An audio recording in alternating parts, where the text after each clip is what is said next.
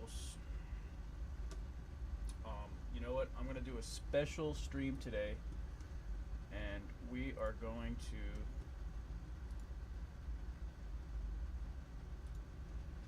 do this and stats, chat, and what else? Restream channels. There we go. Perfect. Over here. This one goes over here. Okay. Oh, this is cool. I like this. Maybe I'll put another window capture. I'll do display capture. I'll just do another one.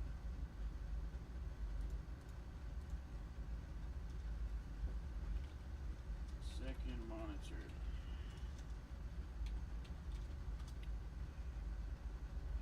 We'll put it like this.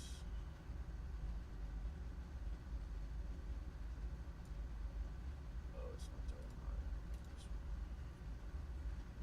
There we go. We'll go to over here.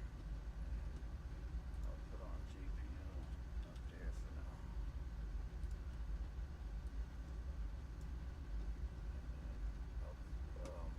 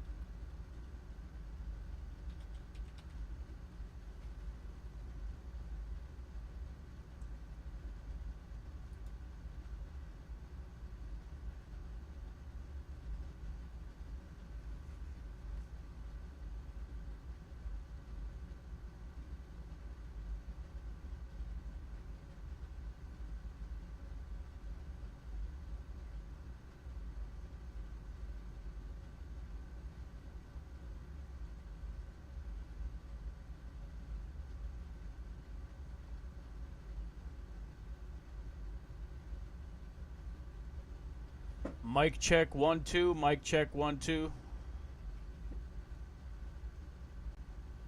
Mic check 1 2. Mic check.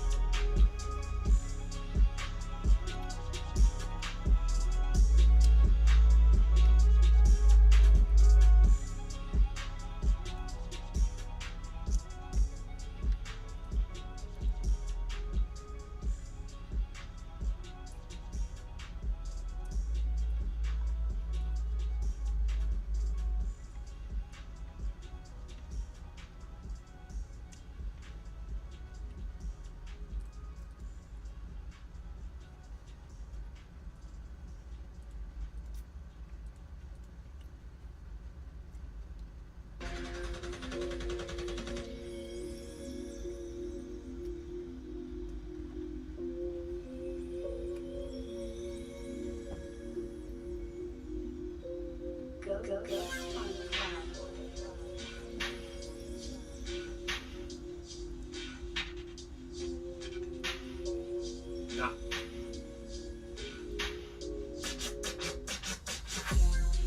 There's a difference between you. Is there me or me?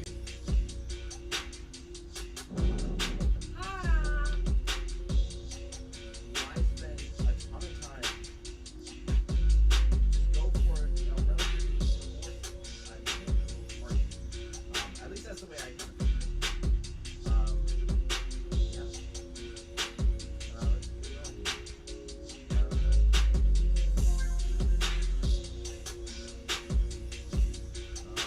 Sorry, I'm like, I got way off.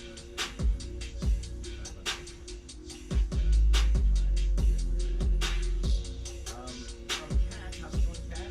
Should this work, this will be the first methodological star vehicle of any kind of grows. It's like, well, but here, actually, this is such a, this is what's the whole thing to a total spiral, because it's not actually going to be in orbit, a proper stable orbit at any time. It could, like, they did that, the vehicle is 100, like, if I think it's going to be, assuming the whole mission was on the system, if they had targeted it and burned longer, they're intentionally cutting it off short, so it doesn't do a stable orbit.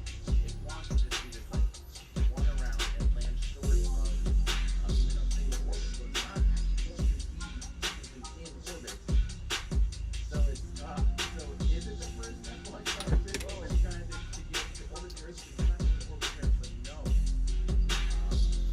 I think I'm gonna say that until you at some point have a stable circular orbit, or not circular, but a stable orbit. Yeah. Okay, I'm going with that one.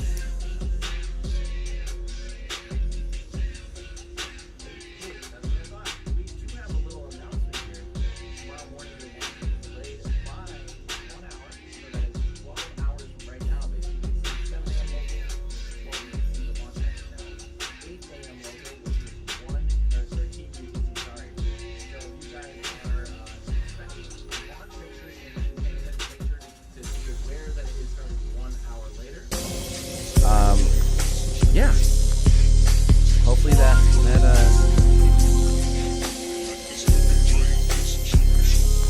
Ooh, we have one more shot to show up. Oh, I know what we're gonna be showing off. We have one more shot to show you guys that I am beyond excited.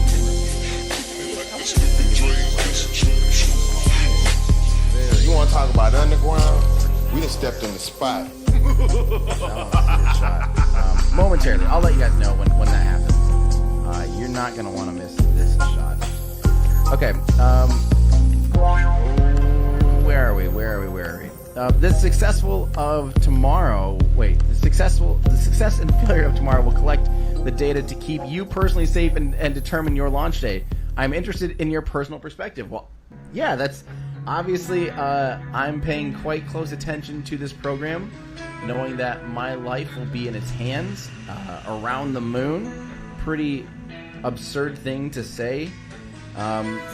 But you know, for me, this particular launch doesn't still faze me too much. It could not go well at all, and this one I don't care about. If we're getting, you know, if we're 20 launches down the road and we're still having major issues, then I'd be like, you know, this is kind of spooky. This is a really complicated thing, and I don't know if they'll ever figure it out, and I don't know all that. But for now, it's okay to fail.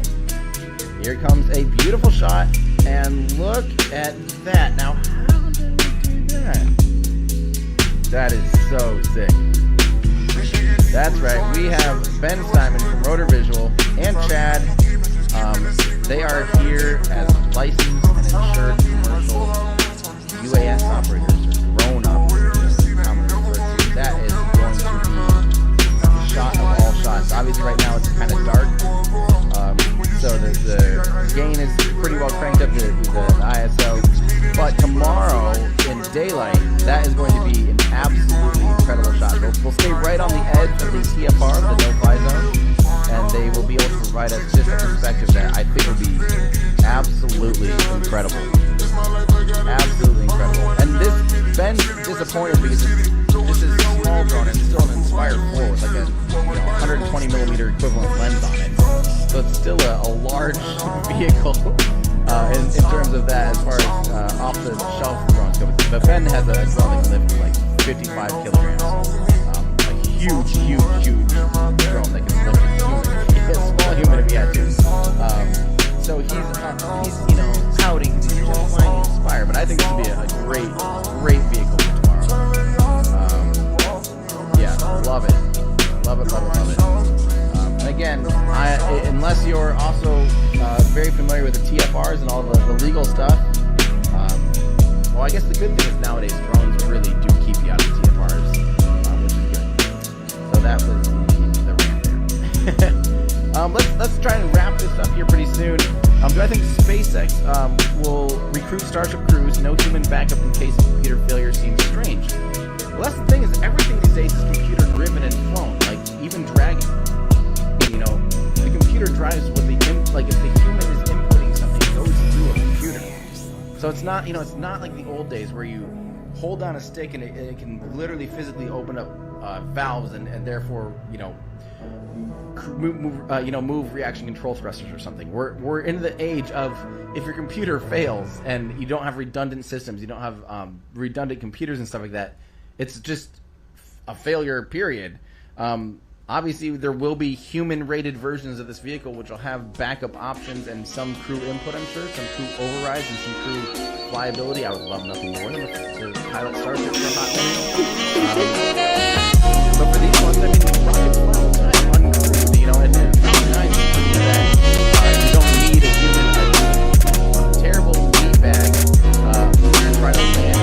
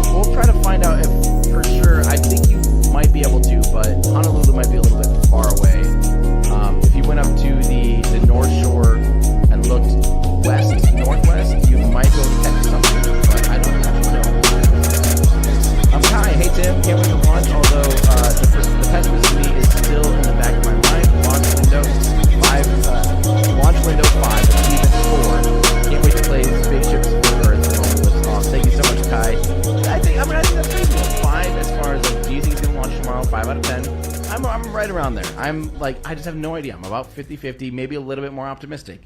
And achievement, yeah, I'm right around. I'd say if stage separation is 5, yeah, I'm right around there. It'd be amazing if it makes it through that. Kylie, thank you so much. All of our kids, excitement guaranteed, 100%. That's so true. David, thank you for the super chat. Aaron Crawford, let's light this candle. Absolutely. Siberian Laplace, will you be able to cover the first stage landing? And is there anyone covering Starship Splashdown? Starship Splashdown, I think, is just too unknown and too hard to determine right now from Hawaii. But one thing that I want to remind you guys of is the booster is actually splashing down relatively close to shore. And that's awesome. We actually have a really high up asset that should allow us the opportunity to see it do its boost back. And if it does a landing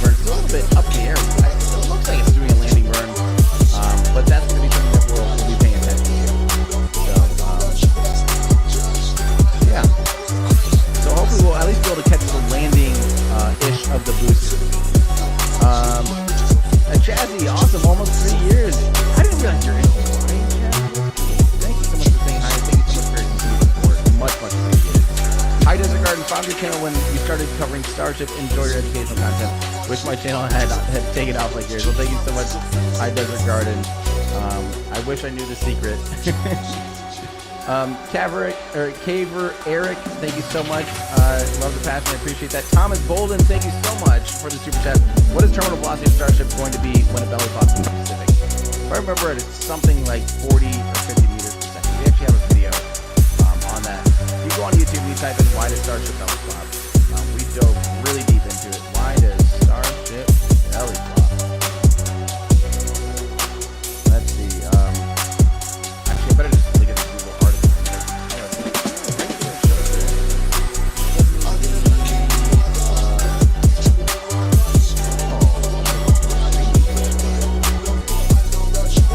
But you have someone that's an official over the investigating arm of the secret government, I guess. I don't know. Debatiendo aquí también, algunos dicen que pues realmente lo que hacen es aprovecharse de la energía y poder recargarse, ¿no? Es lo que se menciona.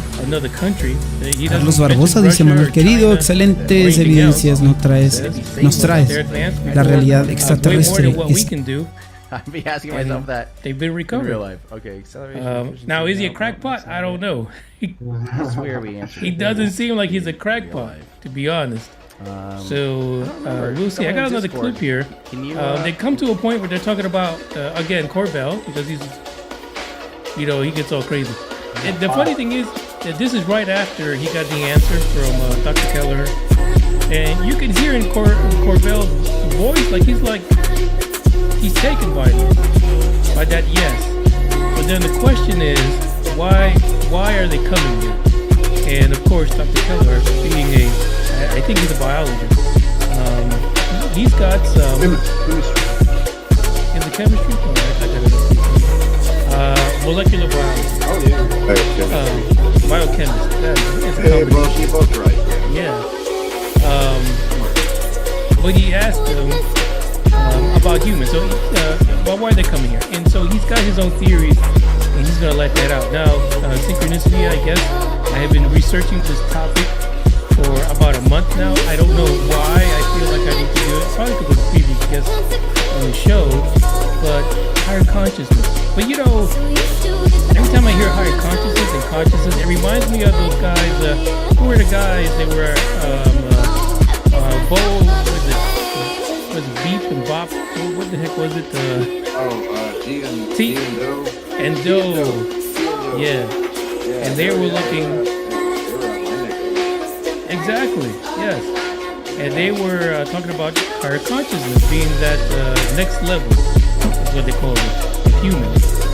So that can be taken on the mothership. But that's every time I hear consciousness, that's what I think about. I don't know. Were they wrong? Maybe poisoning all the people. You know whose brother was part of that group? Who's that? Uhura from Star Trek. Really? Yeah, her brother was part of that group. No shit. He might be on Enterprise. Maybe. They were big Star Trek fans. Big Star Trek fans. They even had like little patches instead of weight teams. Oh, that's right. All the ones that were going up, yeah. Sad state of affairs, indeed, but crazy that connection. That's weird. All right, so this is right after the yes, and we're going to get an explanation about, not a lengthy one, but I'll talk about humans. Why would a buddy of mine, a really funny buddy of mine, I was arguing with him like, I don't get it. I said, I don't get it. Why so much contact, so many UFOs for so long? Is there a program? What are they doing? The Tic Tac UFO wasn't performing for Fravor until it noticed him. It was doing a job. Hey, this is one of our friends that we follow for space news, and he's going around the moon. He's going around the moon. This guy that we follow for space news, some Japanese billionaire chose him to take him around the moon. It's so awesome, dude. So awesome.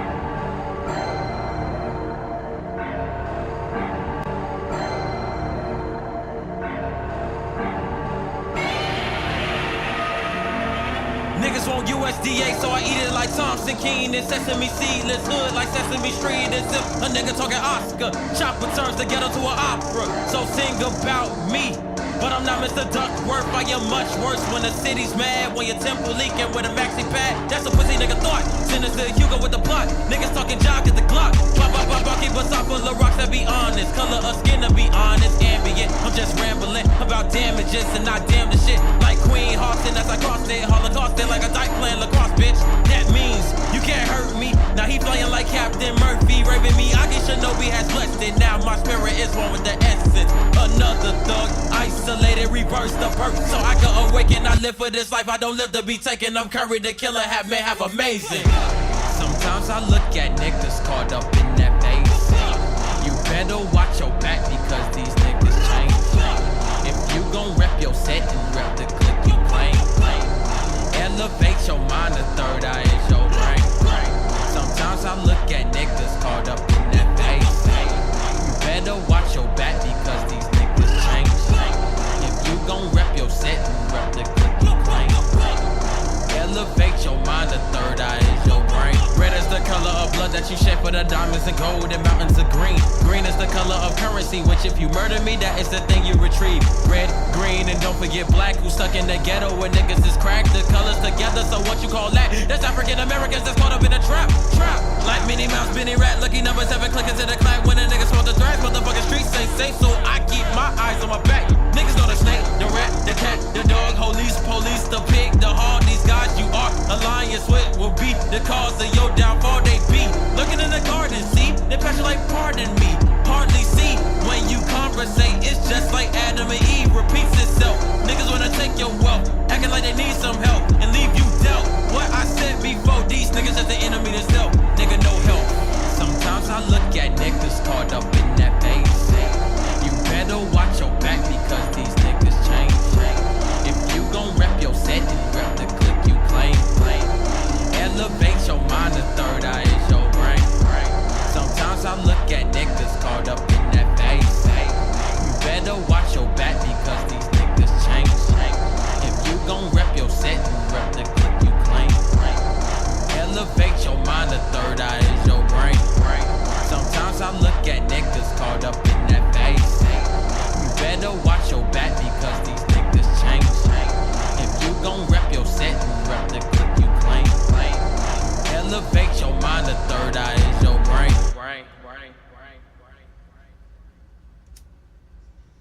Riding with the pistol, riding with the pistol grip.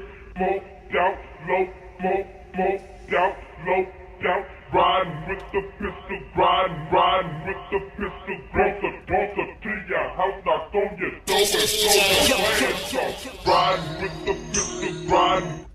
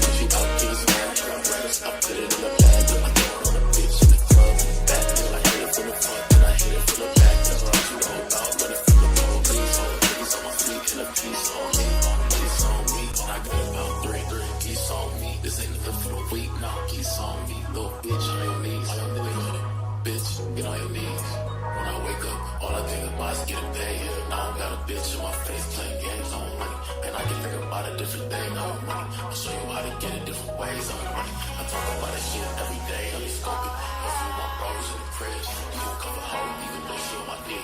Bro, I got a problem because these niggas don't listen. You're going out bad. It's not about a play. You a rookie. I'm pussy. I'm a boss. I'm a vet.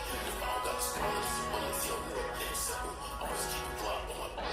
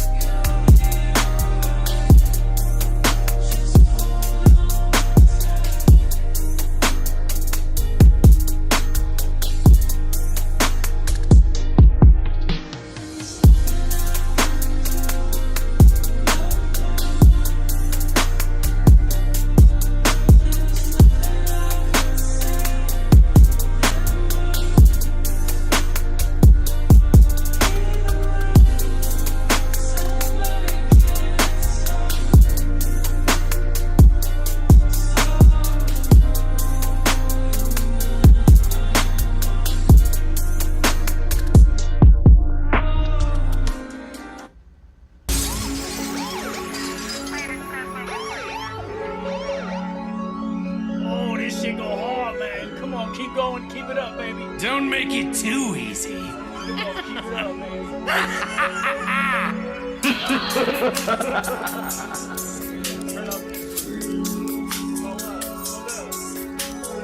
Trap card! Shit, what an eyesore. Lay down and die already! This shit crazy. I'm in Miami with Gucci roll, it look like flavor. This murder shit ain't none of me, waking shit on the daily. Lil' bitch say she ain't heard of me, told you lil' bitch she gave us. Still trapping about my flip, wish I could go trap all my pages. I'm in Miami with Gucci roll, it look like flavor. This murder shit ain't none of me, waking shit on the daily. Lil' bitch say she ain't heard of me, told you lil' bitch she gave us. Still trapping about my flip, wish I could go trap all my pages. She gon' post me on Monday, I just might love her. Gucci came, got the certified, he knew I was a stepper. Nigga thinking shit cool with it top and watch me melt. Hey, we might cash out with the plug and double back before we melt. Excluding that would keep a day trapping hard just to make a way. 2 bodies, 1 dirty, can't burn a car, ain't no switch blade. Them straight A's how we get away through the dance, watch me shake the J. Bad bitches, expensive taste, all my hoes got 100K. I just pulled a tray up in the film, I like half full. Fucking groupie bitch, chasing clout, they trying to ride my phone. Who the fuck is Buddy? Them little niggas ain't come with us. 10-17, so ice is summer, get down, no come wrong with us. Bitch, shit crazy. I'm in Miami with Gucci roll, it look like flavor. This murder shit ain't none of me, waking shit on the daily. Lil' bitch say she ain't heard of me, told you lil' bitch she gave us. Still trapping about my flip, wish I could go trap all my pages. I'm in Miami with Gucci roll, it look like flavor. This murder shit ain't none of me, waking shit on the daily. Lil' bitch say she ain't heard of me, told you lil' bitch she gave us. Still trapping about my flip, wish I could go trap all my pages. Ain't gon' lie, that little shit major, my hoes carry tasers. When it comes to this little paper, my shit come in pages. When I had to slow down all through drawers, I had to go through phases. Even though we fighting all them cases, keep them guns on stages. Booker gave me X pills, told me chase it, but I cannot take it. Why these niggas acting like they real, but niggas know they fake it? I can't take it. He a bitch, just hold his ass. Roast out with a COVID mask. Last night he overgas. Smoke. Goddamn, he got back door. Goose goose, he overgas. Don't lose, goose, I got they ass pole. Foo-foo, no change for the low. Foo-foo, he'll stay, he don't know. This 2 2-2 smoke. Don't let deuce blow. Woo-hoo, why you crying? You a hoe. Fuck you, now you right here. I'm in Miami with Gucci roll, look like Flavor. He murder shit ain't none of me. Waking shit on the daily. Lil' bitch say she ain't heard of me. Told you, lil' bitch, she gave us. Still trapping up on my flip. Wish I could go trap on my page. I'm in Miami with Gucci roll, look like Flavor. He murder shit ain't none of me. Waking shit on the daily. Lil' bitch say she ain't heard of me. Told you, lil' bitch, she gave us. Still trapping up on my flip. Wish I could go trap on my page. On my page. On my page.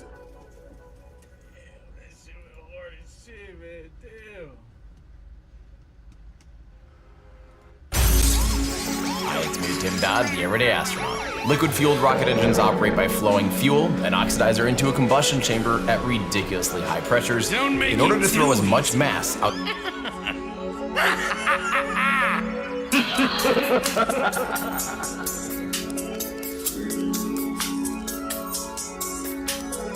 Trap card! Shit, what an eyesore. Lay down and die already! This shit crazy. I'm in Miami with Gucci roll, look like Flavor. He murder shit ain't none of me. Waking shit on the daily.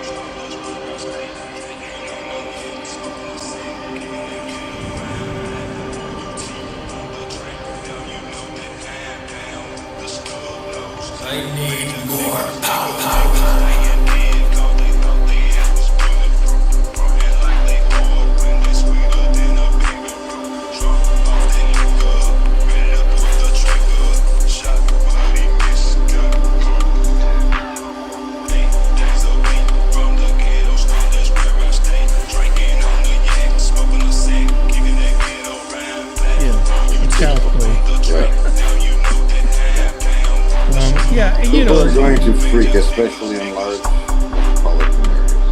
Right. It's going to be it's going to be a feeding frenzy. Would that be? So there's two ways this could happen, if I'm not mistaken. There's them coming down in mass quantities, like we've seen movies, V, second generation of V, right there, bro. Them coming down in mass quantities and just, gathering all around all the nations and just saying, here we are. Then there's the government, right, telling us and giving us, saying, okay, this is what we have. Now, I don't think as many people would freak out if it was our own people telling us. as opposed to an almond shape, each head being all nice and all that jazz, telepathically talking to us, telepathically speaking to us. That would be a lot. But I think if the government just came out, nationalized the whole thing, just said, look, we have it, and now that we have your attention, I don't know, because then the argument is, or maybe we should just say, hey, Mile High says it might just be a fake alien invasion, kind of like the mid-1900s. So here's something that's interesting, right? So if you kind of tie all this together. So Kelleher said that his impression is that these beings do not want to go through the government, and so that's why they reach out directly to people. If you have a government that has re-engineered some of their technology, the best way to keep the people away from those individuals is to say that they're going to invade us or a threat. And that kind of ties good old Greer's whole mantra for decades now. That's what they're going to do. So, I don't know. You go anyway. We just got to get to the first part. The first part is having the government say, yes, we have retrieved, we have seen, and take it from there. Not go through the government, go through the government. CIA. What do you have to say? everybody's fighting over all that too. So I would say just go through a military source, the Army, the Air Force, especially like the Air Force NASA, Tesla. Why not? SpaceX, right? That deal's already been done, man. What about making an entrance when comfortably in the CIA's hands? Really? They do. Okay, the CIA was signed 2 months after the last who was running, who took over. It's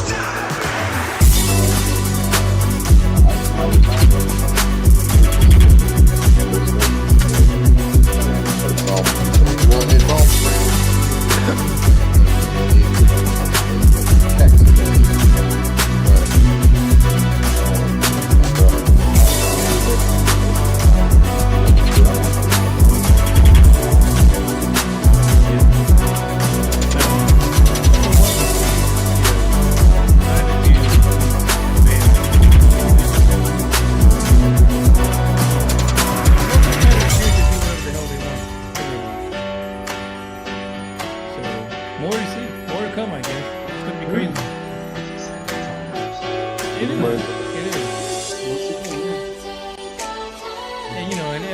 people like this keep coming forward that are in the know, you know, even though they don't want to say anything, but they can say the word yes.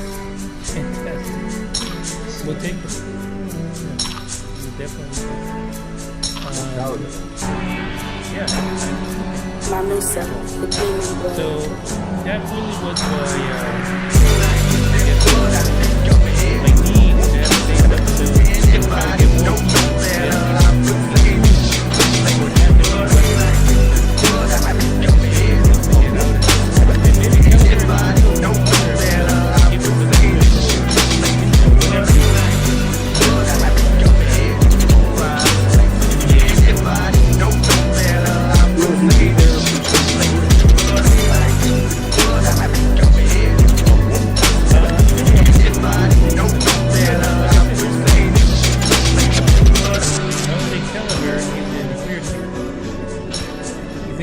camp and, you know, nap camp, which it's not the same camp as Greer. These guys are like water and oil. I would agree, man. I think we got to erase that. I don't think we should have camps, man. We should just be all over here. That Twilight shit. You got the vampires. Right. Yeah, you got the lizards and you got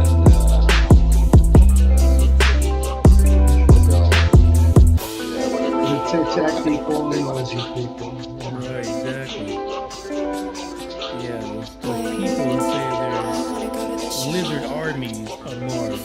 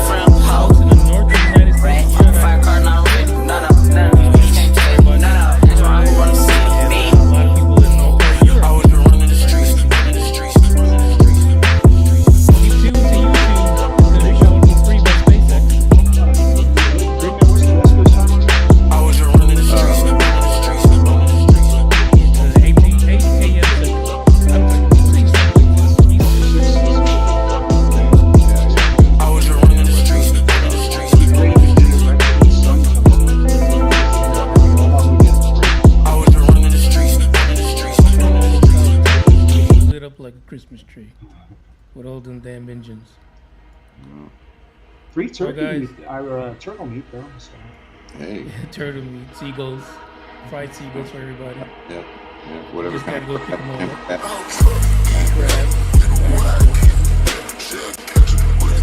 Great old time.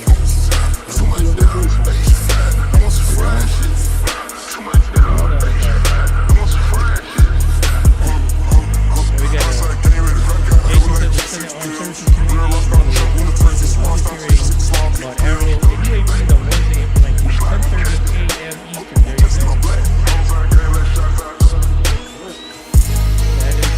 That's where we need to be on Wednesday, 10:30 a.m. Eastern. It's probably going to be on what's that damn show? What's the damn channel that has those shows? C-SPAN? Yeah.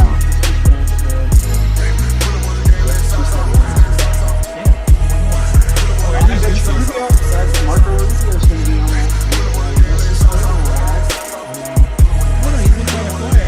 He has been, but that's where he kind of shows up.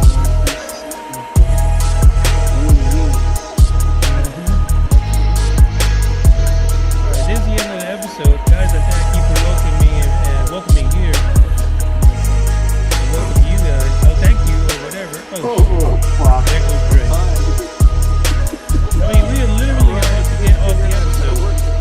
I'm sorry. God damn it. Hey, okay. We had I'm sorry. We got 9 minutes left. I got 9 minutes to talk. I got a minute to talk. Davina, you ready? So Davina is living research.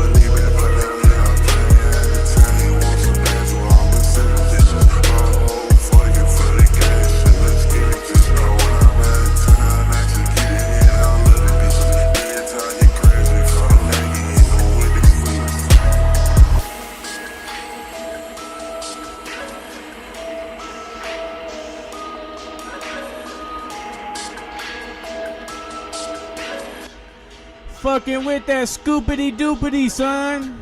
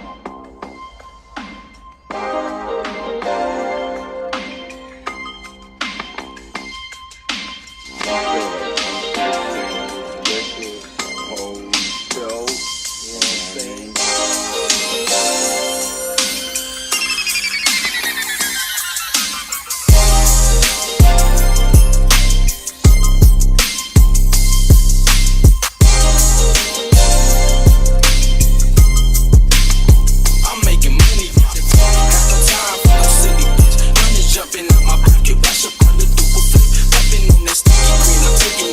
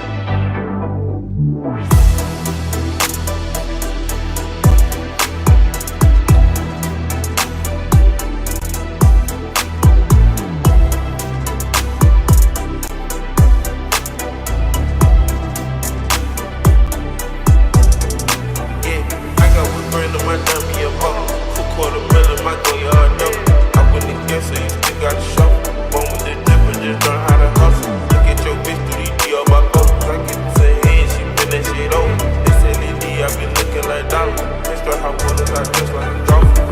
Credit foreigns, ain't no more problems. Ain't had no more smoke, but I got baby bottle. Shopping that money, I just like a model. Watch how I do when I hit that make out. Police, I sit on my load, don't get splattered. Doctor told me I got lead in my bladder. Run through this cash like family, no matter. I got your back in the second again.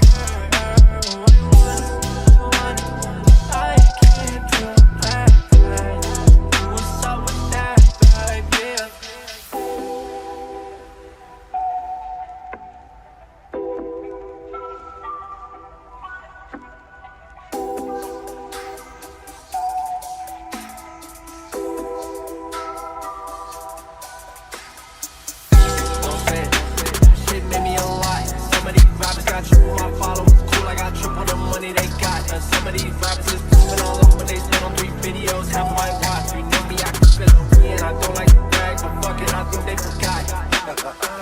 All that will come with some bags. Truth is, nobody knows the time that I spent up back. Once you showing the love, I put everything on the line. No, I give them more people be picking sides, picking sides. Problems when I got more money. It got harder.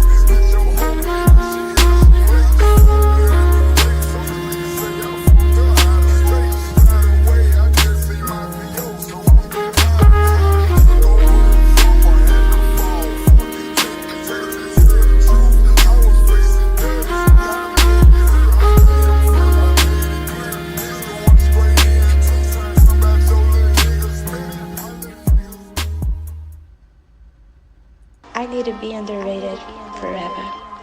Ibs, what are you doing? What is it? Oh, okay. Put some for me. Yeah, I know what time it is. The Juice Man up in this motherfucker. My nigga Everclear, the Joker, and Lil Jen finna break y'all something proper. Like this, biatch.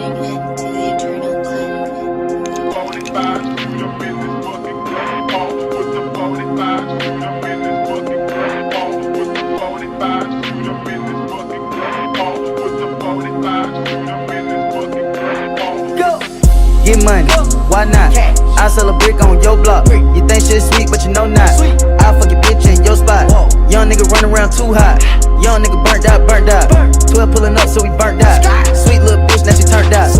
Remember that time? That little gray look out there with the rubber band ties? Remember that?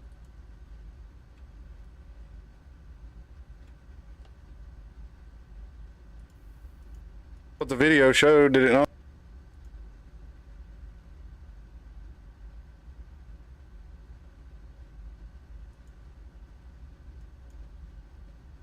Jump in the gene pool. Oh, your brothers and sisters inside there. Oh. Jamie Foxx gonna die. Jamie Foxx gonna die. No. Don't say that.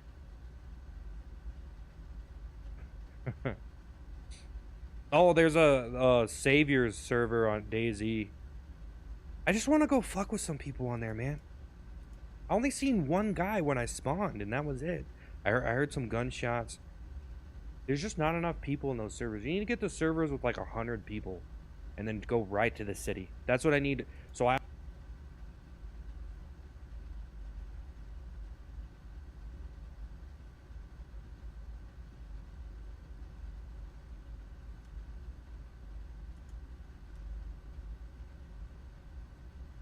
Y abiertamente. Entonces yo le mandé un mensaje y estoy esperando que me conteste porque me gustaría saber más sobre su experiencia, no solamente, digamos, hey, decirle qué bonitas las naves y qué bueno que estás teniendo fotos, sino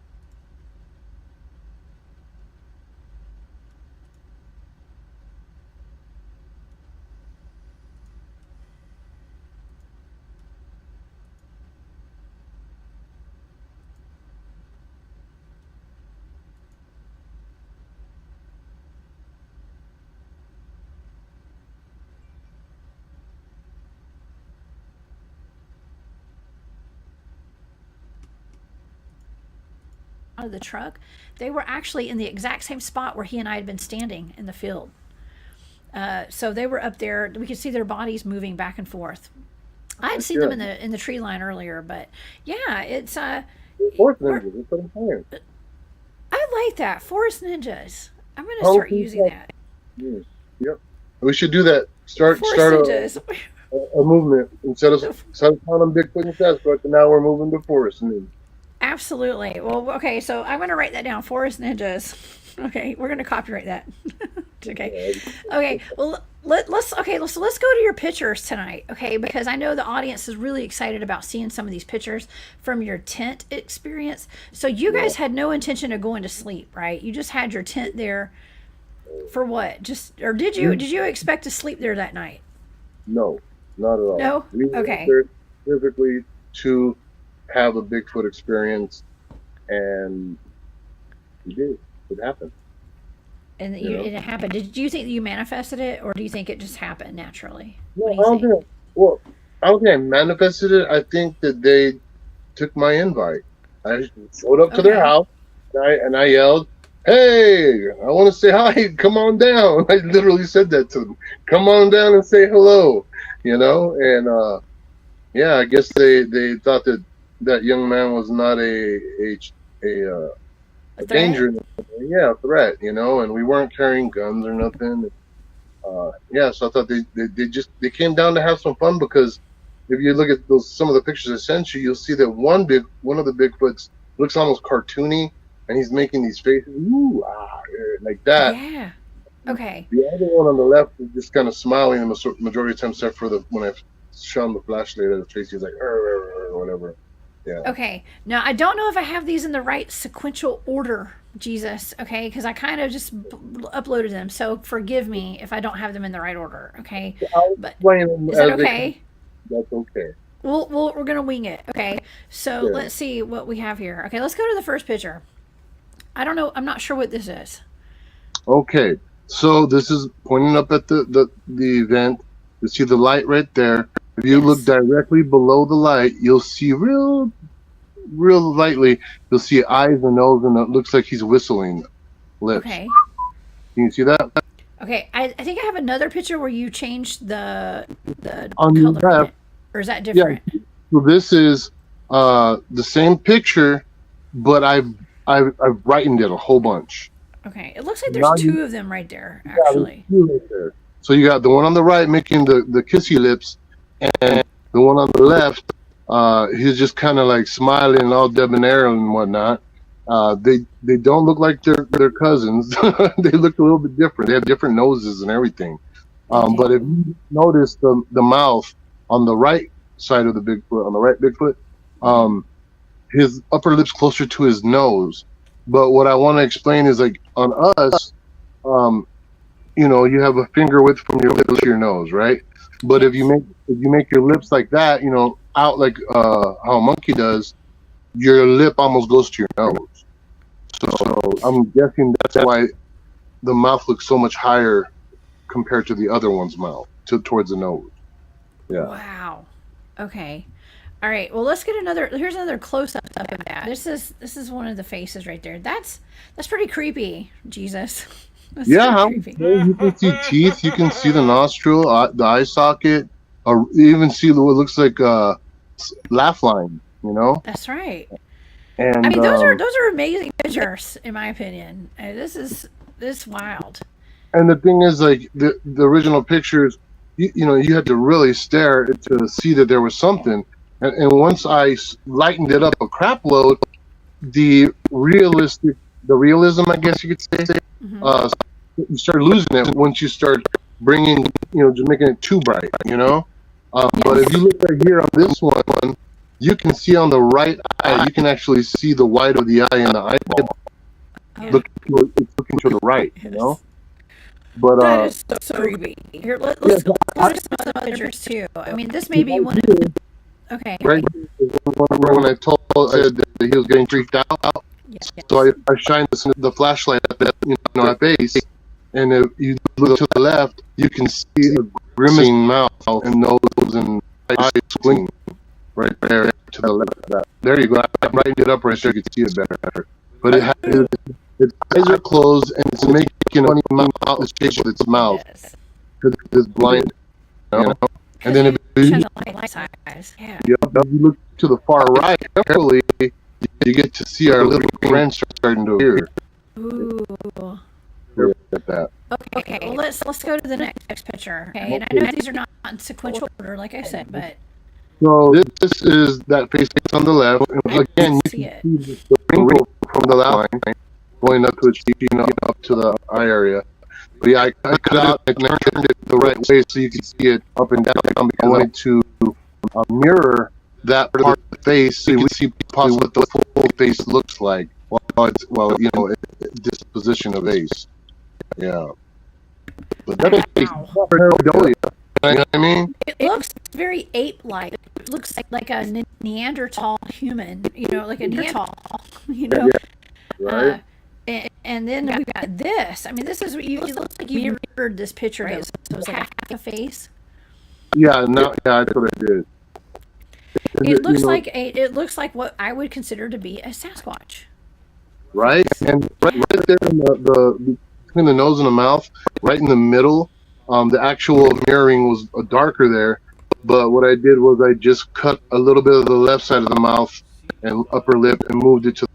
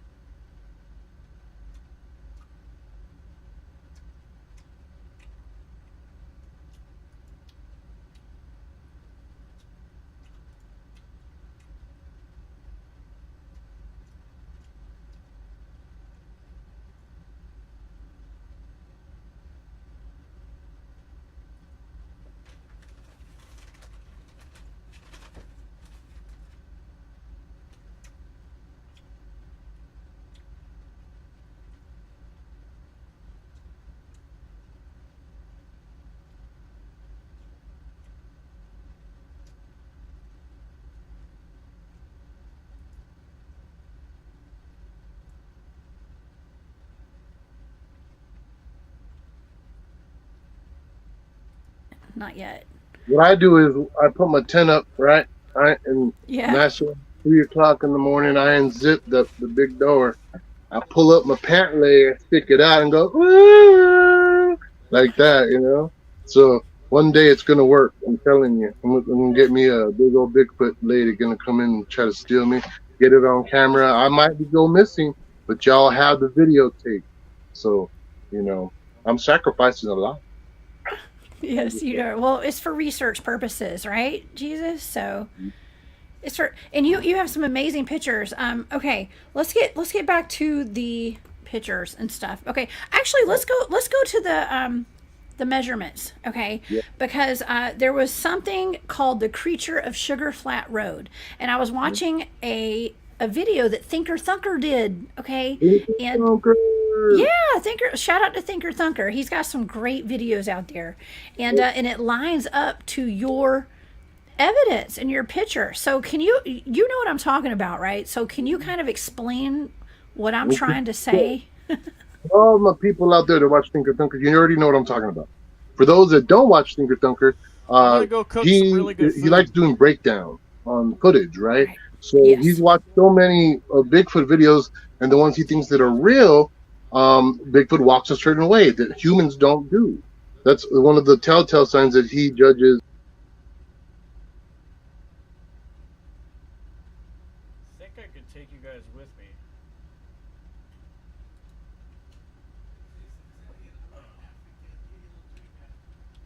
All right.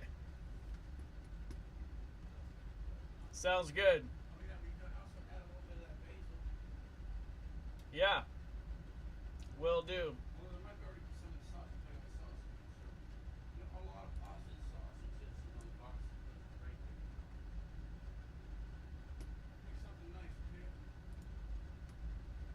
Yeah. This update on part 2 of this video, and I shot my pictures that I showed you earlier from the tent thing in 2017. So I didn't know about this ratio, you know, whatsoever. And we got that little measuring sticky deal he made. Yeah. And threw it over my Bigfoot face, and it matches. So let's see what thank I got you, here. Stoker, to help, you know. Here it is.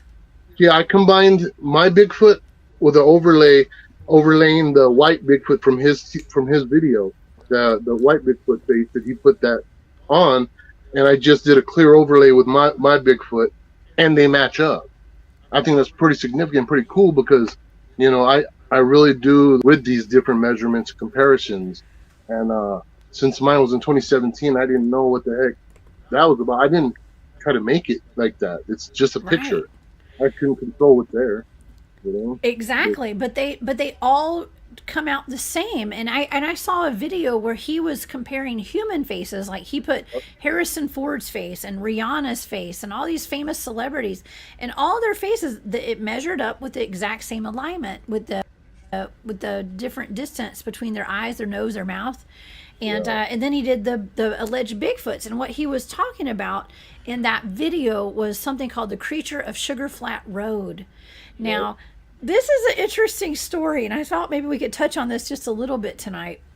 And this is some kind of this picture, the little card underneath it says, "Is this an alien?" Okay, this was allegedly a severed head off of something that was hit by a car, I believe.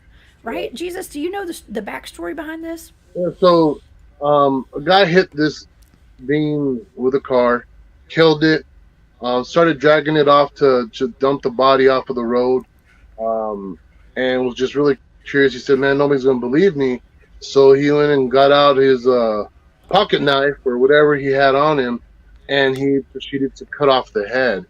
One of the things that you gotta understand, because it looks kind of weird, the face looks fake. It looks like it has dentures, honestly. I mean, when I looked at it, let me pull this other picture up. It looks odd, but like Thinker Thunker was saying, this is on his video. He said, well, your face would look weird too if you had been decapitated and freeze dried or taxidermed, right? I think it's taxidermed. You got to think too that apparently when it got and over, it broke its jaw. If you look at the teeth towards the right, you can see they're all beat up. They are like beautiful teeth, though. Like, this On thing the had left, braces. you look closely to the right. Yeah, right. You look to the right of the mouth, all the teeth are destroyed. They've been broken.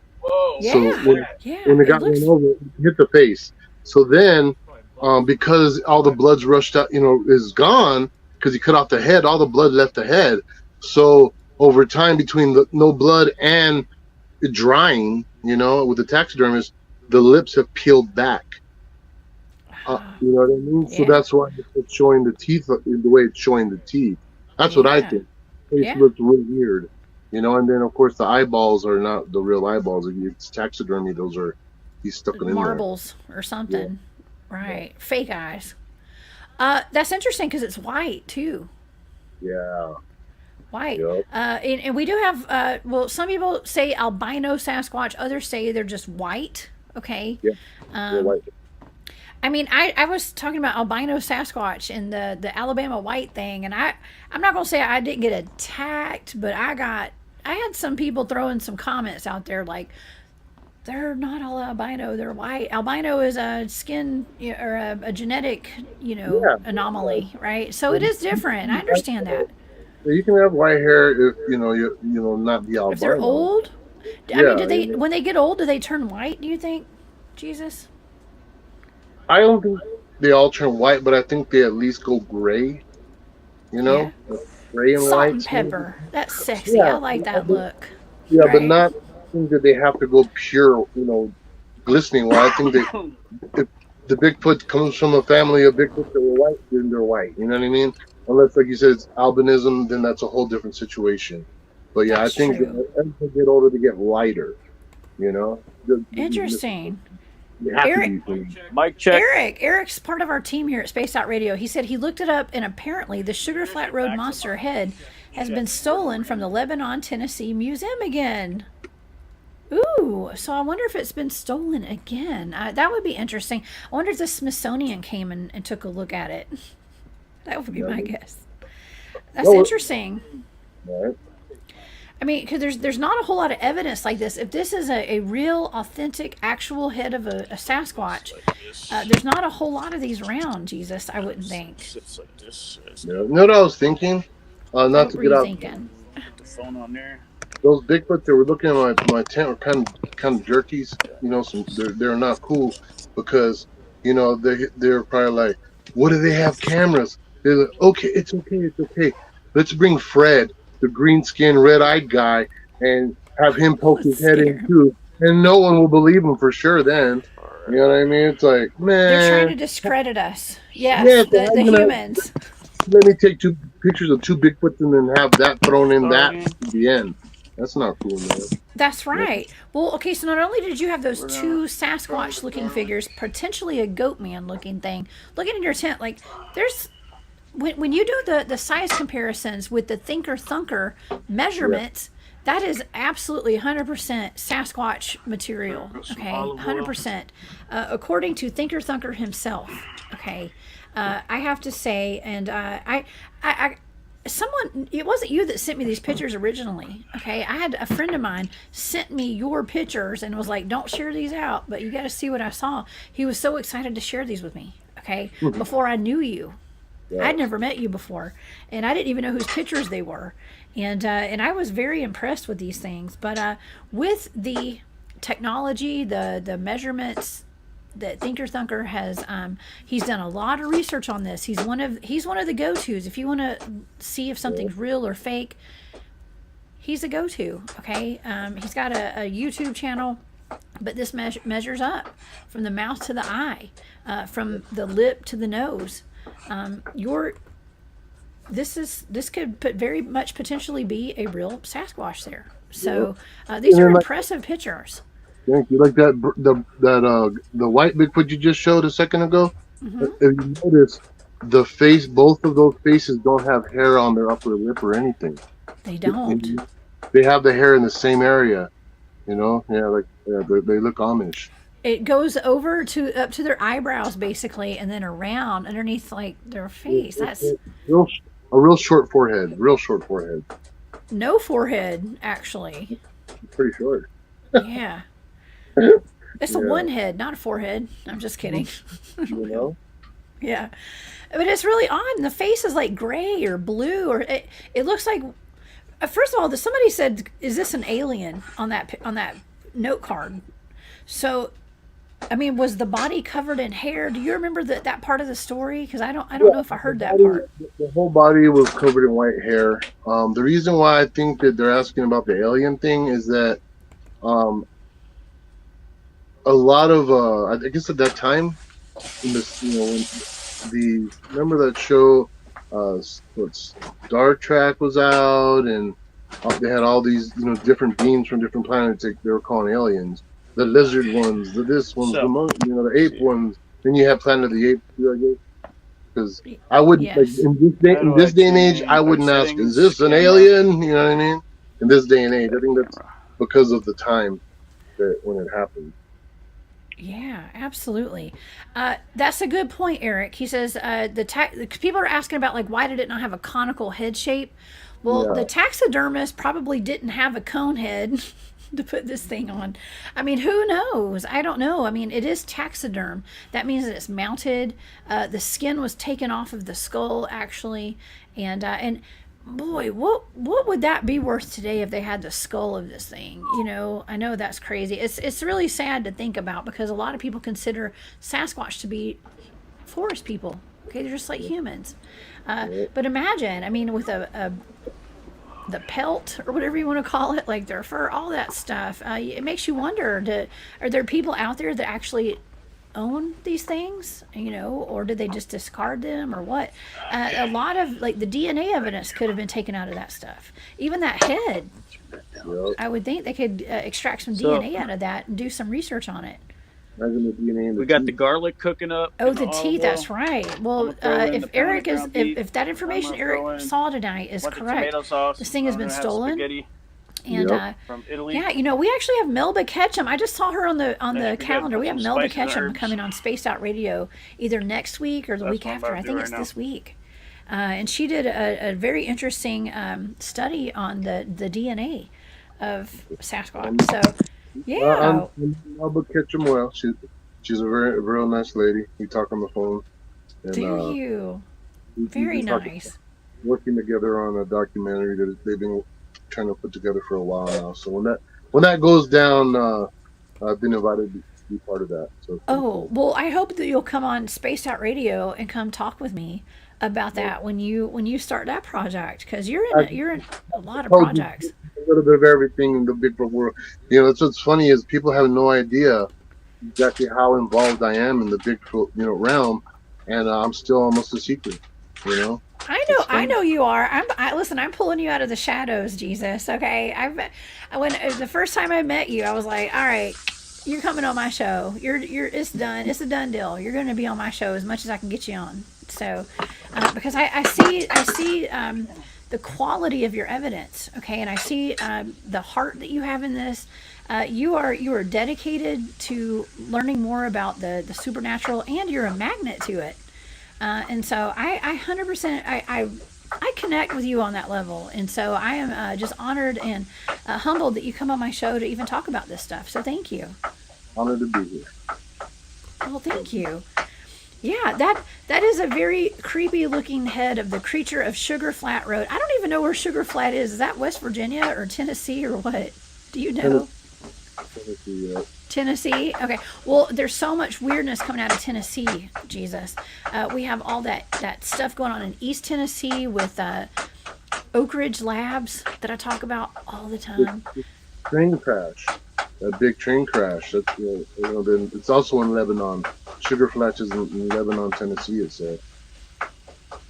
Okay. So okay, that's right. Lebanon. Okay.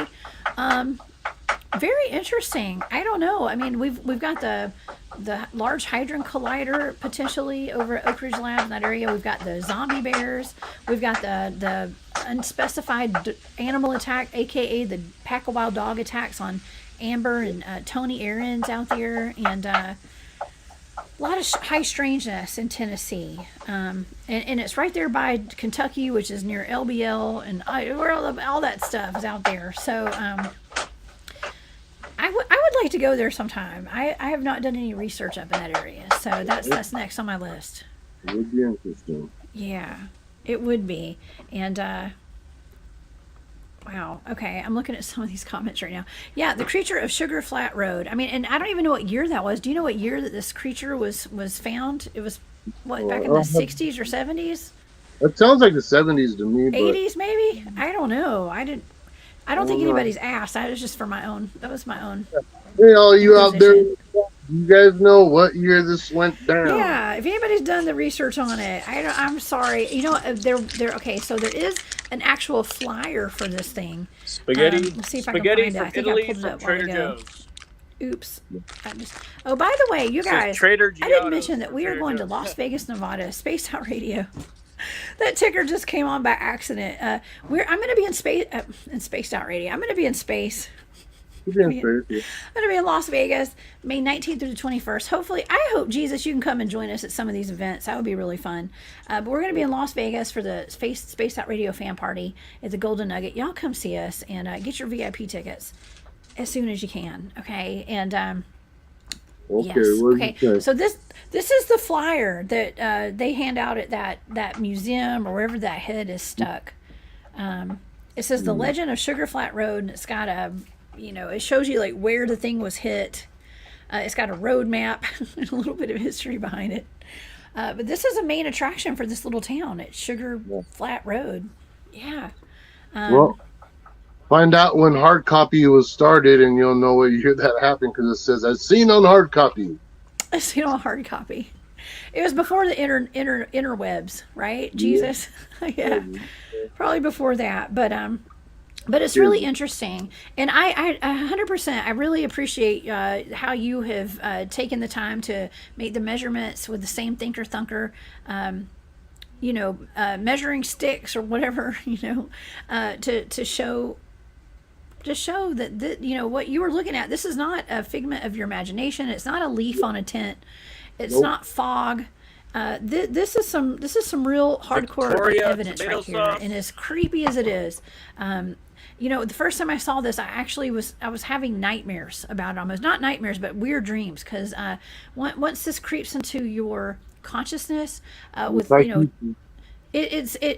makes it hard to sleep at night. Okay. If you go back one picture, if you go back now 2 pictures, okay, right there. If you look carefully to the right of its face and its mouth, that is a real creepy ass grin it has right there. It is. It is. You can see where the mouth is grinning and the cheek protrudes from it smiling, like ours do. That's really weird. I never noticed that. I know I've seen it a million times, but I just right now, for whatever reason, it looks brighter than I've seen. I can see that. That's creepy. It is super, super duper creepy. Absolutely. And I'm seeing some comments tonight. Apparently Melba Ketchum was over on Duke's channel tonight at World Bigfoot Radio. And so a lot of people were able to see her tonight. And like I said, she's going to be on Spaced Out Radio this week. So I believe it's this week. It may it's either Tuesday or Wednesday. I'm not sure. You guys will have to go look at the calendar and some of this Italian check out Melba Ketchum here on Space Out Radio. And yeah, I don't know, Jesus, what you got going on now? I know, I just got asked to speak at the Dogman conference this week with Josh Turner and Nick Valente and DA and all those guys. And I sure hope that you can come and join us at that event in September. And I will. I hope you will. Yes. Yes, and I'm I guess right now trying to get everything back on track with getting back into doing union film and TV work. Working on a TV project right now on Bigfoot. Can't say much about it. I know, I imagine that. But there is things happening. I'm going to be doing speaking at a conference in Washington. Where the heck is it? It's Being Thrown by Porta is the name of the organization, and watch Break the Bigfoot channel, and I'll be giving updates on all those dates for that. And yeah, it's finally warm enough to get out there in the field for me here where I'm at in our mountains. So look for some more videos coming out very soon. Yeah, you have an awesome YouTube channel. It's called Breaking Bigfoot. Now you were on Breaking Bad. Oh my gosh, and Better Call Saul. Better Call Saul is they're both a couple of my favorite shows. That was around the time like I watched those. Then I kind of quit watching TV after that so much. But those were some of the last things that I watched on TV, and I can appreciate that. So that's obviously where you got the inspiration for your Bigfoot channel. Breaking Bigfoot, right?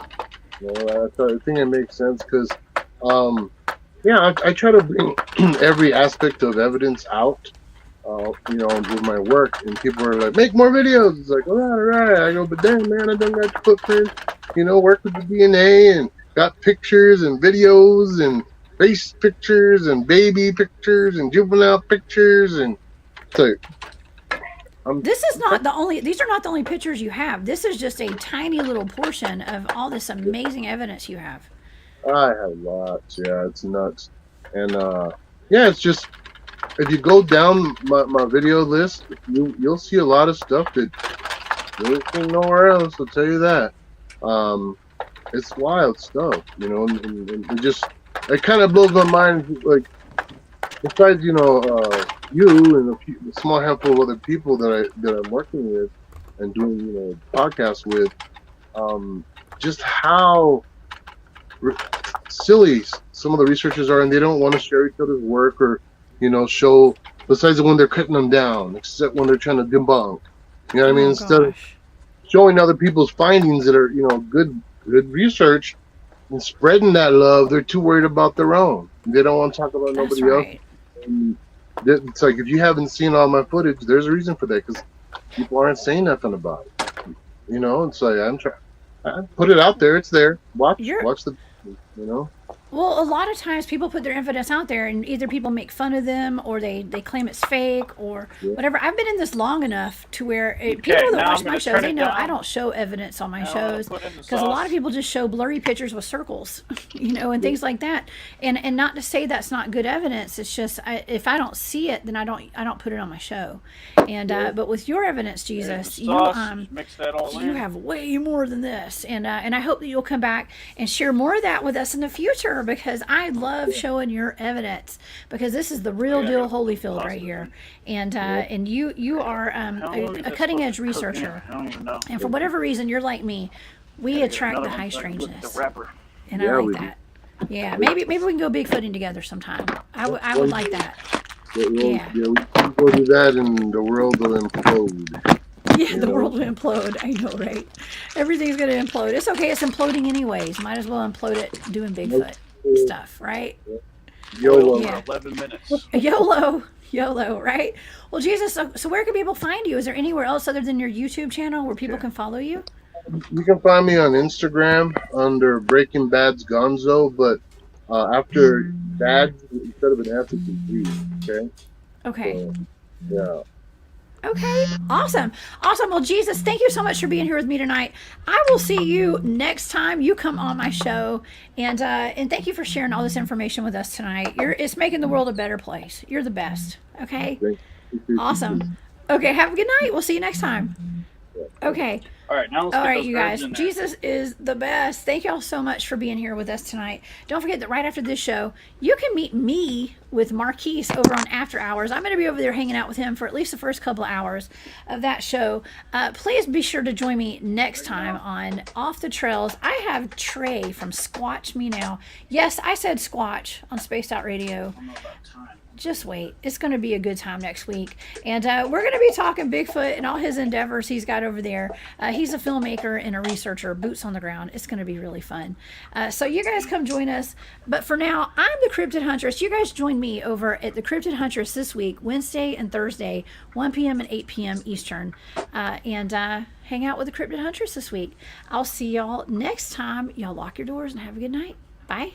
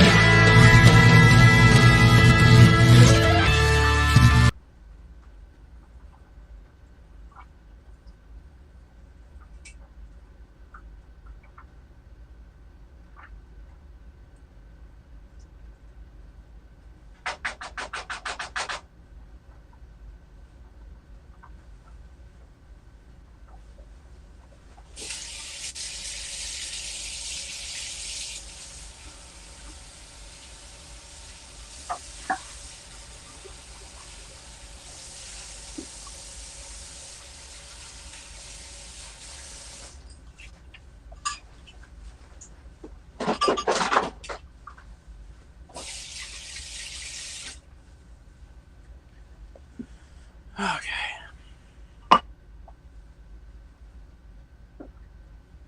So.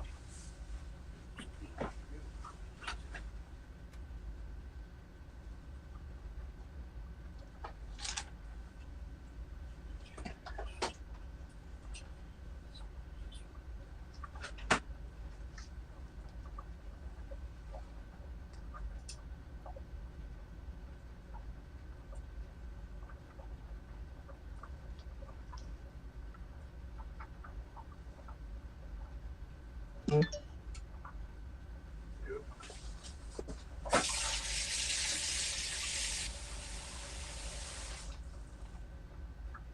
think I'm gonna open up a new hard drive.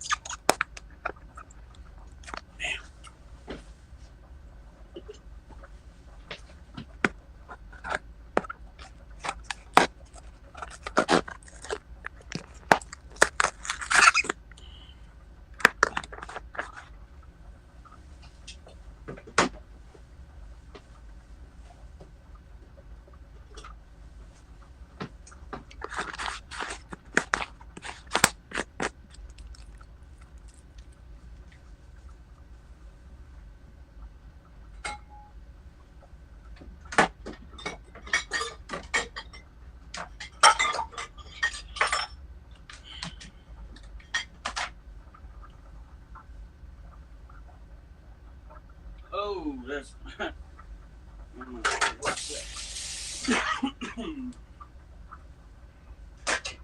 Okay. I wonder how much longer on the timer. Anyway, we got this simmering on low, on warm low. Getting all those spices, all those awesome herbs mixed in there. Getting that Gordon Ramsay style going.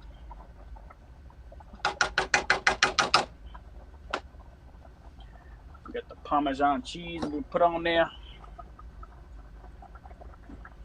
Let's see how much longer on this. 5 minutes. We got 5 minutes on the pasta left.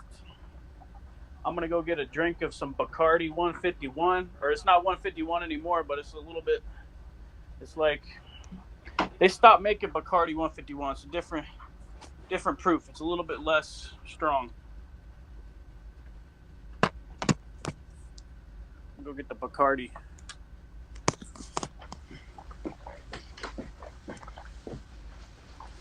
I hope it's still streaming. Oh yeah, it's still streaming. Sweet. Oh, Spaced Out Radio's over. We have to go to the next one.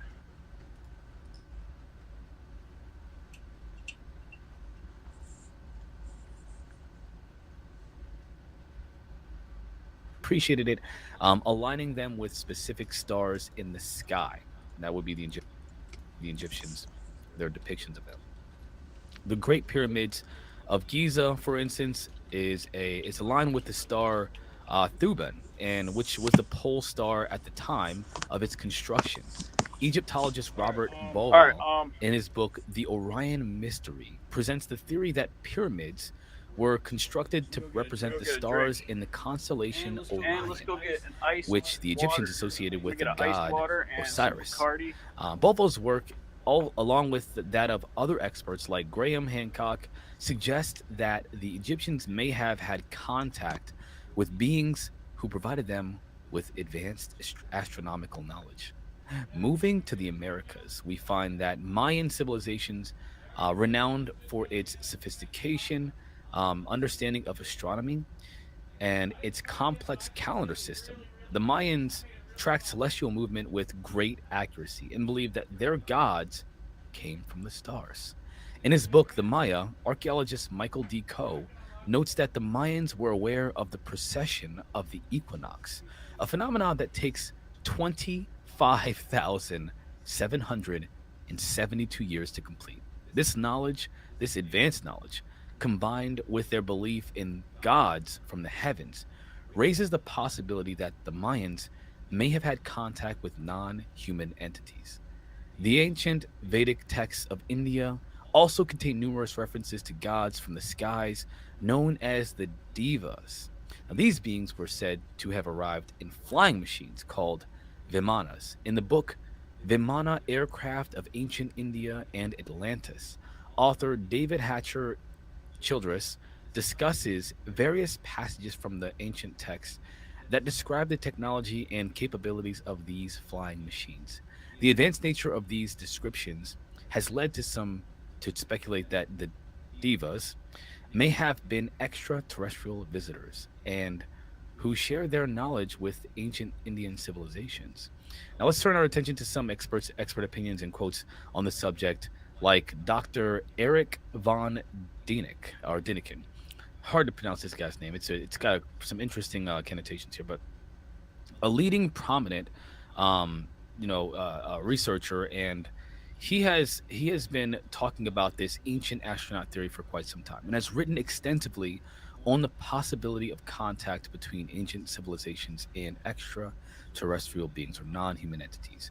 In his groundbreaking book, Chariots of the Gods, which some of you are familiar with, I know, and some of you are not. And so in case you're not, I'm going to give a little bit of a context here. Von Daniken explores numerous examples of ancient artwork, architecture, and writings that suggest the presence of advanced beings from the heavens.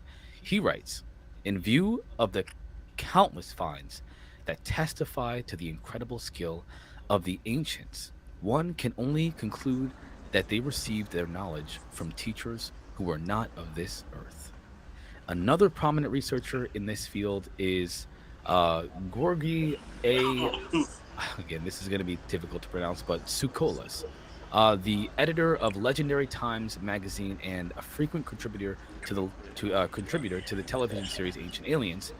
Now, he has spent years investigating ancient sites and artifacts that may provide evidence of extraterrestrial contact. He has noted that many ancient cultures around the world share similar stories of gods descending from the heavens, often accompanied by technological marvels and advanced knowledge. In an interview, Tsoukalos once stated, when you look at the ancient texts and the ancient stories, there's always this idea of gods descending from the sky, interacting with human beings, and then going back up into the heavens. And Jacques Vallée, of course, we can't forget Dr. Jacques Vallée, a respected computer scientist and UFO researcher. We all know, well, most of us know, some of us, again, don't. He has explored also the possibility of ancient encounters with non-human entities. In his book, Passport to Magonia, which I mentioned last night, Vallée delves into the historical connection between religious visions, folklore, and modern UFO sightings. He suggests that throughout history, humans may have been interacting with a non-human intelligence that takes on different forms depending on the cultural context.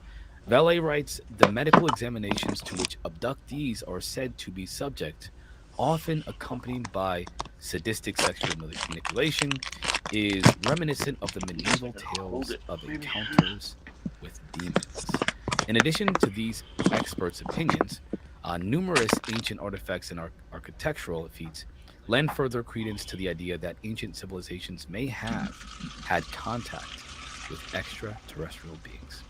The Nazca lines in Peru, for example, are enormous geoglyphs etched into the desert, depicting various animals and geometric shapes.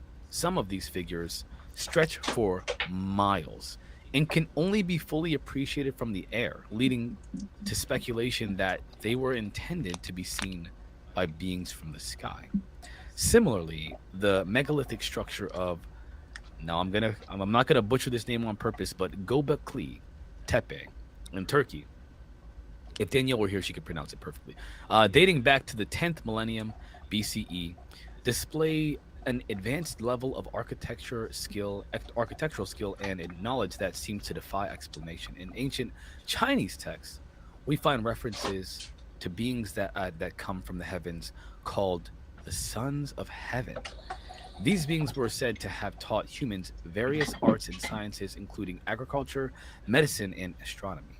The Chinese classic text Shan Hai Jing contains detailed descriptions of these heavenly beings and their interactions with humans, suggesting that ancient China may have also had contact with non-human entities. Now, I'm going to delve a little bit deeper into the ancient past, and uncover evidence that suggests the possibility of contact between ancient civilizations and non-human beings. Furthermore, from the Sumerians and Egyptians to the Mayans and ancient Indians, these connections span cultures and continents. While definitive proof remains elusive, I'll admit, the wealth of references, quotes, expert opinions, and intriguing artifacts we've discussed today provide a solid foundation for further investigation.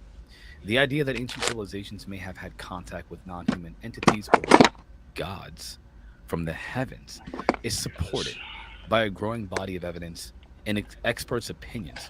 While skeptics may argue, and some have said to me personally, that these connections are mere coincidences or the results of cultural cross-pollination, the sheer breadth of depth of the connections defies simple explanation. And unless we keep an open mind, as some people have said to me here, we're never going to find out the truth about what's going on in this unit. We're never going to find out the truth. We're never going to know.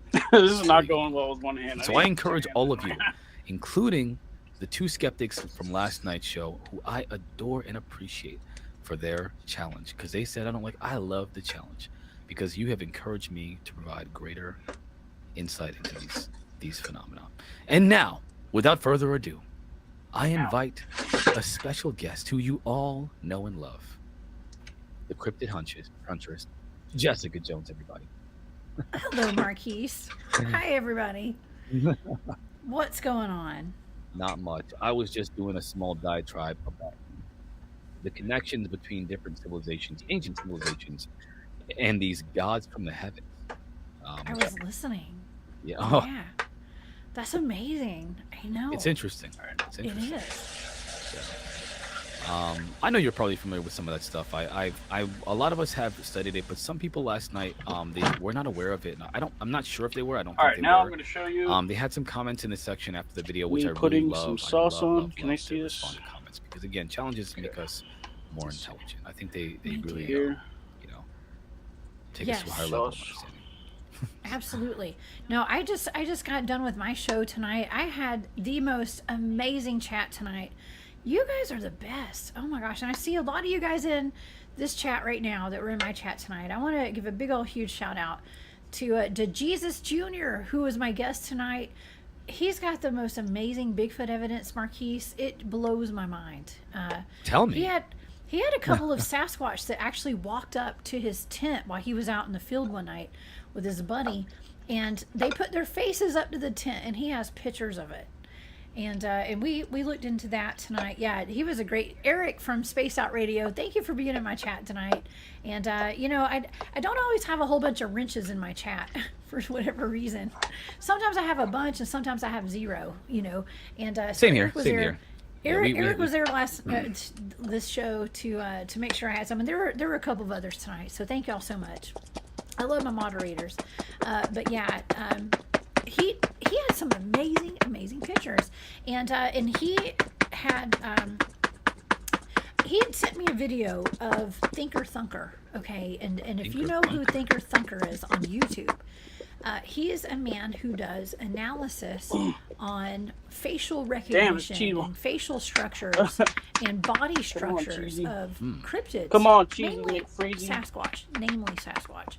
And so he's able to detect if something is human Cheesy or McCheesy. Sasquatch, basically. Really? That's awesome. Yeah, by the length I'm gonna fucking of mix between in the that Parmesan lip and and the then put more on nose, top. and from the lips to the eyebrow and the eye, and so Jesus. Because I'm a monster. If anyone had ever questioned the validity of some of these pictures I'm that the cheese cookie he monster. took the way that Thinker Thunker measures from the lip to the eye and things like Give that. me that and, milky. and put it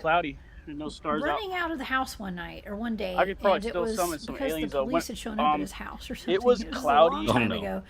And he took drizzling off when I running, had that and he went amazing behind a close-up orb tree, experience. I had my and umbrella what came out the other my, side my, of the my tree was a backyard dog umbrella or a on my wolf, table was and like it ran totally into the woods. deployed. Okay, and I hear this And the freaking quite orb was often flying now. underneath that thing for Are like 30 people minutes, going and that's when I got that cool orb walking video. behind a tree So and coming even in out the bad other weather, side you can an get some owl really the or a most dog amazing or a footage. I mean, wolf? Okay.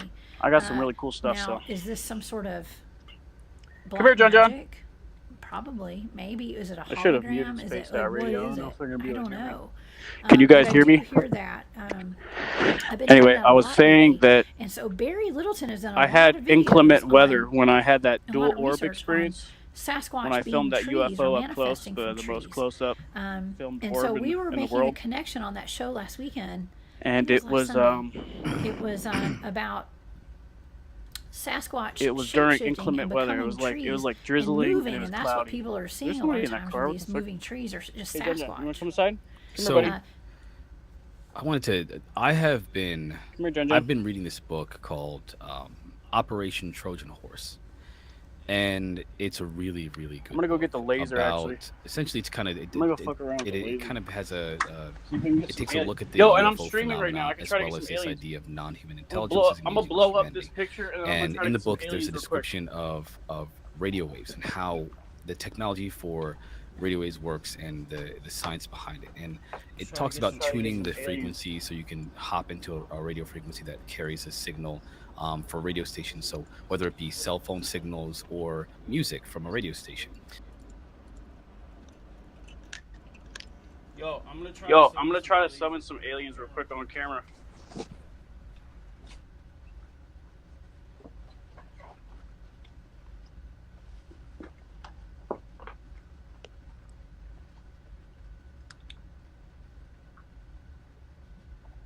All right, let's use this. Let's use the back camera.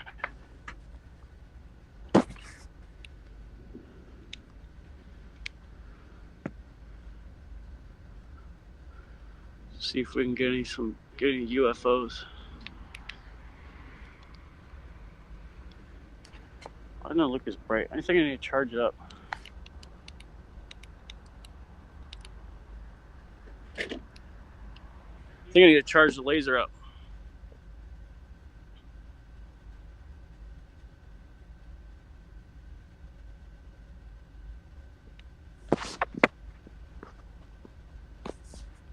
I go like sideways.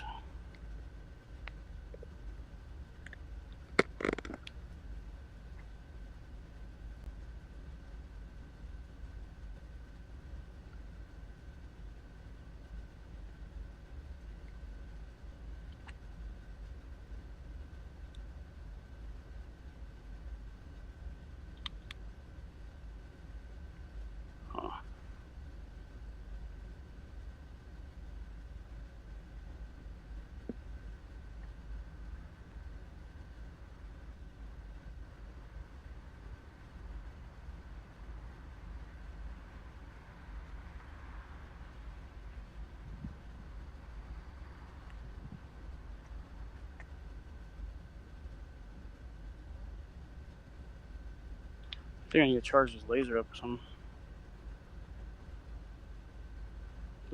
Looks a little bit dimmer than usual.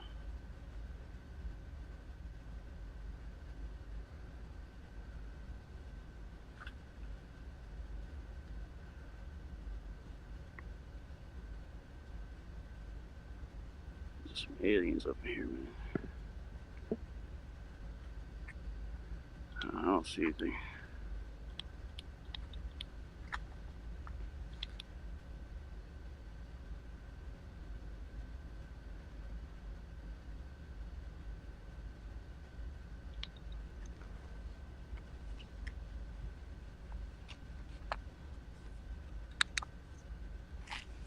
Hi, John. You want to come inside?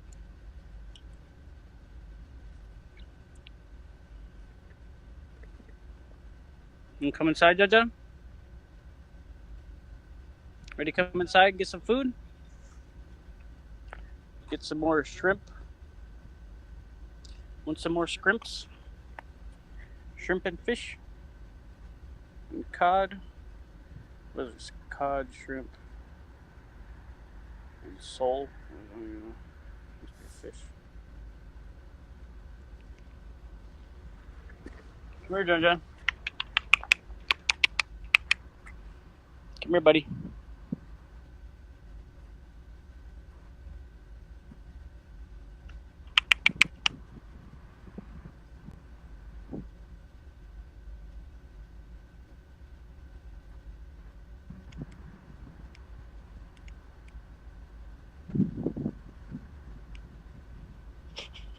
Come here, John John. Come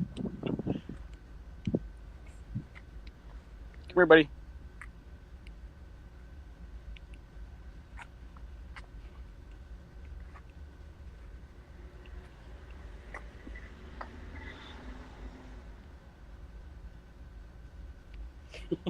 You ready, buddy?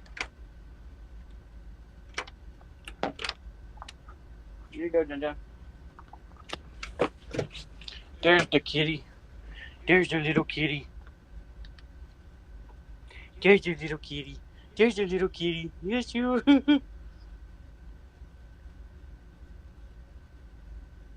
That's my boy.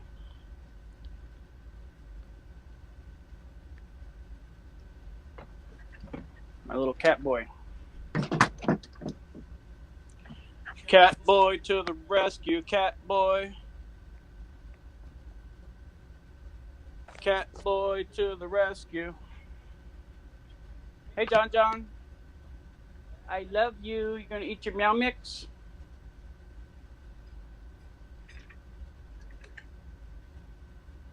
You gonna eat your meow mix, Mr. Man?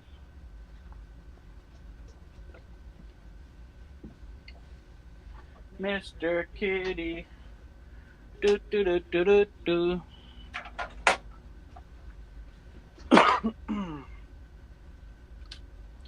I made coffee, by the way. You want some coffee? Yeah, you want some black coffee? You want? All right. Oh my God! How did I get a mouse trap on my fucking foot again? Jesus. These things are crazy, man. Jesus Christ.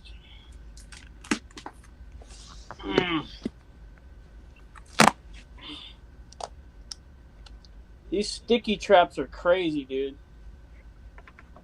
Oh my God. Fucking sticky traps. Okay, I was gonna get you a coffee. I'll get you a coffee. How about up in here? That's a good mug. Get you some coffee.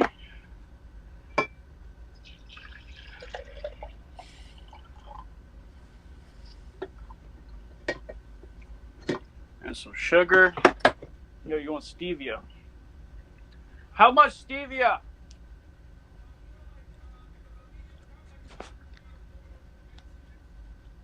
Alright.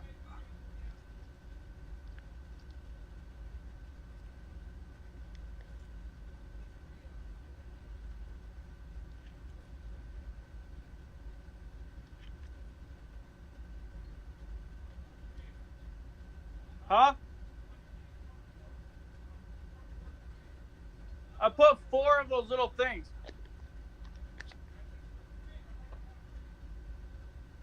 Alright.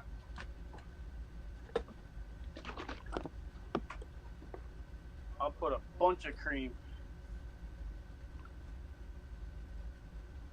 That's heavy whipping cream too. It's the good shit. Put the heavy whipping cream into the coffee. That's the good shit. With some cane sugar or some stevia. I like cane sugar, but I should try stevia. That sounds like a good idea to try stevia in the coffee.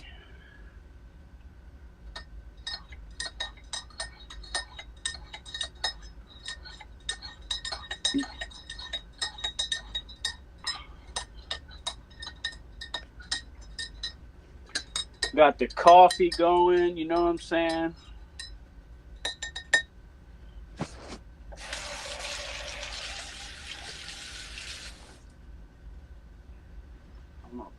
back right there, and then I'm gonna try to cover this shit up.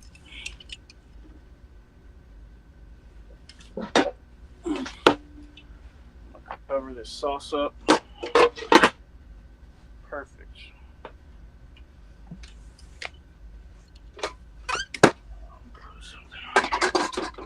That's good. Cover it up. That's good enough.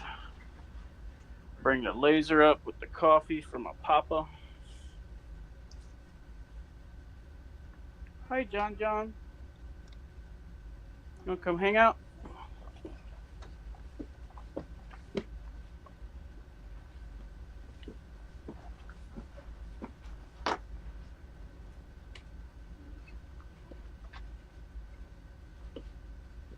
Coffee.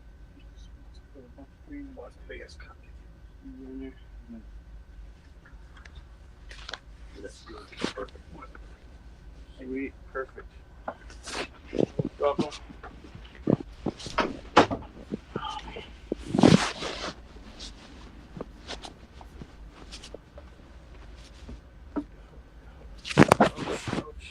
I forgot it was on full screen on here. All right. Go ahead. Whoa, they switched it up.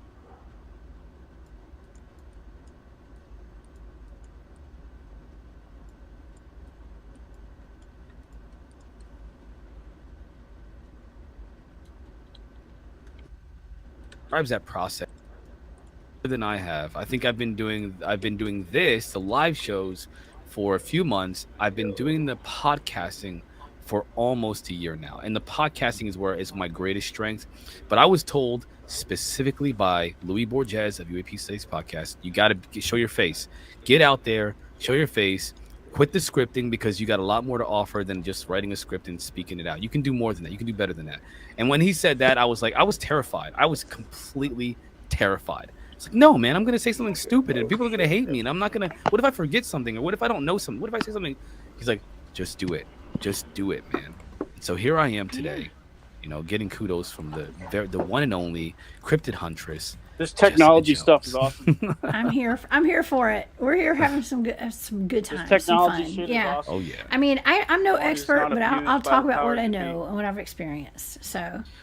Well, what do you think about what's going on lately? Did you hear about the on the 19th? There's going to be another UAP hearing. They call it. I hate this. Now Dave's got me to the point where I hate saying UAP now. I don't even like saying it because I don't want to. It's like now it irks me, and I get it now. The UFO topic. Now there's this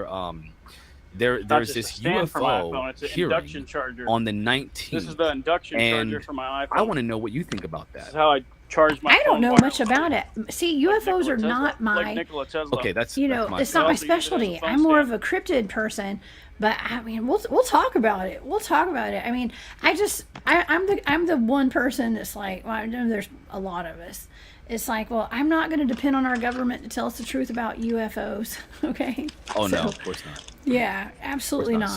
But let me yeah, I give don't you- know anything about it. So why don't you Charge tell me? my give you a little, phone like context to what Nikola what I'm talking Tesla. about. So on the 19th, Charge Senator Kirsten my Gillibrand is phone going to like be heading a hearing on the new hearing on what Don't they call charge my UAP, phone what we like know as Nikola UFO. Tesla. And this time, they're not going to be able to do what they did last time. Last time, they had those two gentlemen that came up there from the DOD, the Department of Defense, and they literally knew nothing about the history of UFOs and non-human contact. They didn't have any information about it. They didn't know about the Malmstrom incident, where there was a UFO that hovered over the nuclear base where they had nuclear warheads, and the UFO shut down several nuclear warheads systematically, one by one by one by one, and then it just took off, and all the nuclear warheads went back on. So I found it to be very interesting that they're going to be doing another one, only this time they're not going to be able to be elusive and escape the real question that they have. Now, the only problem that I have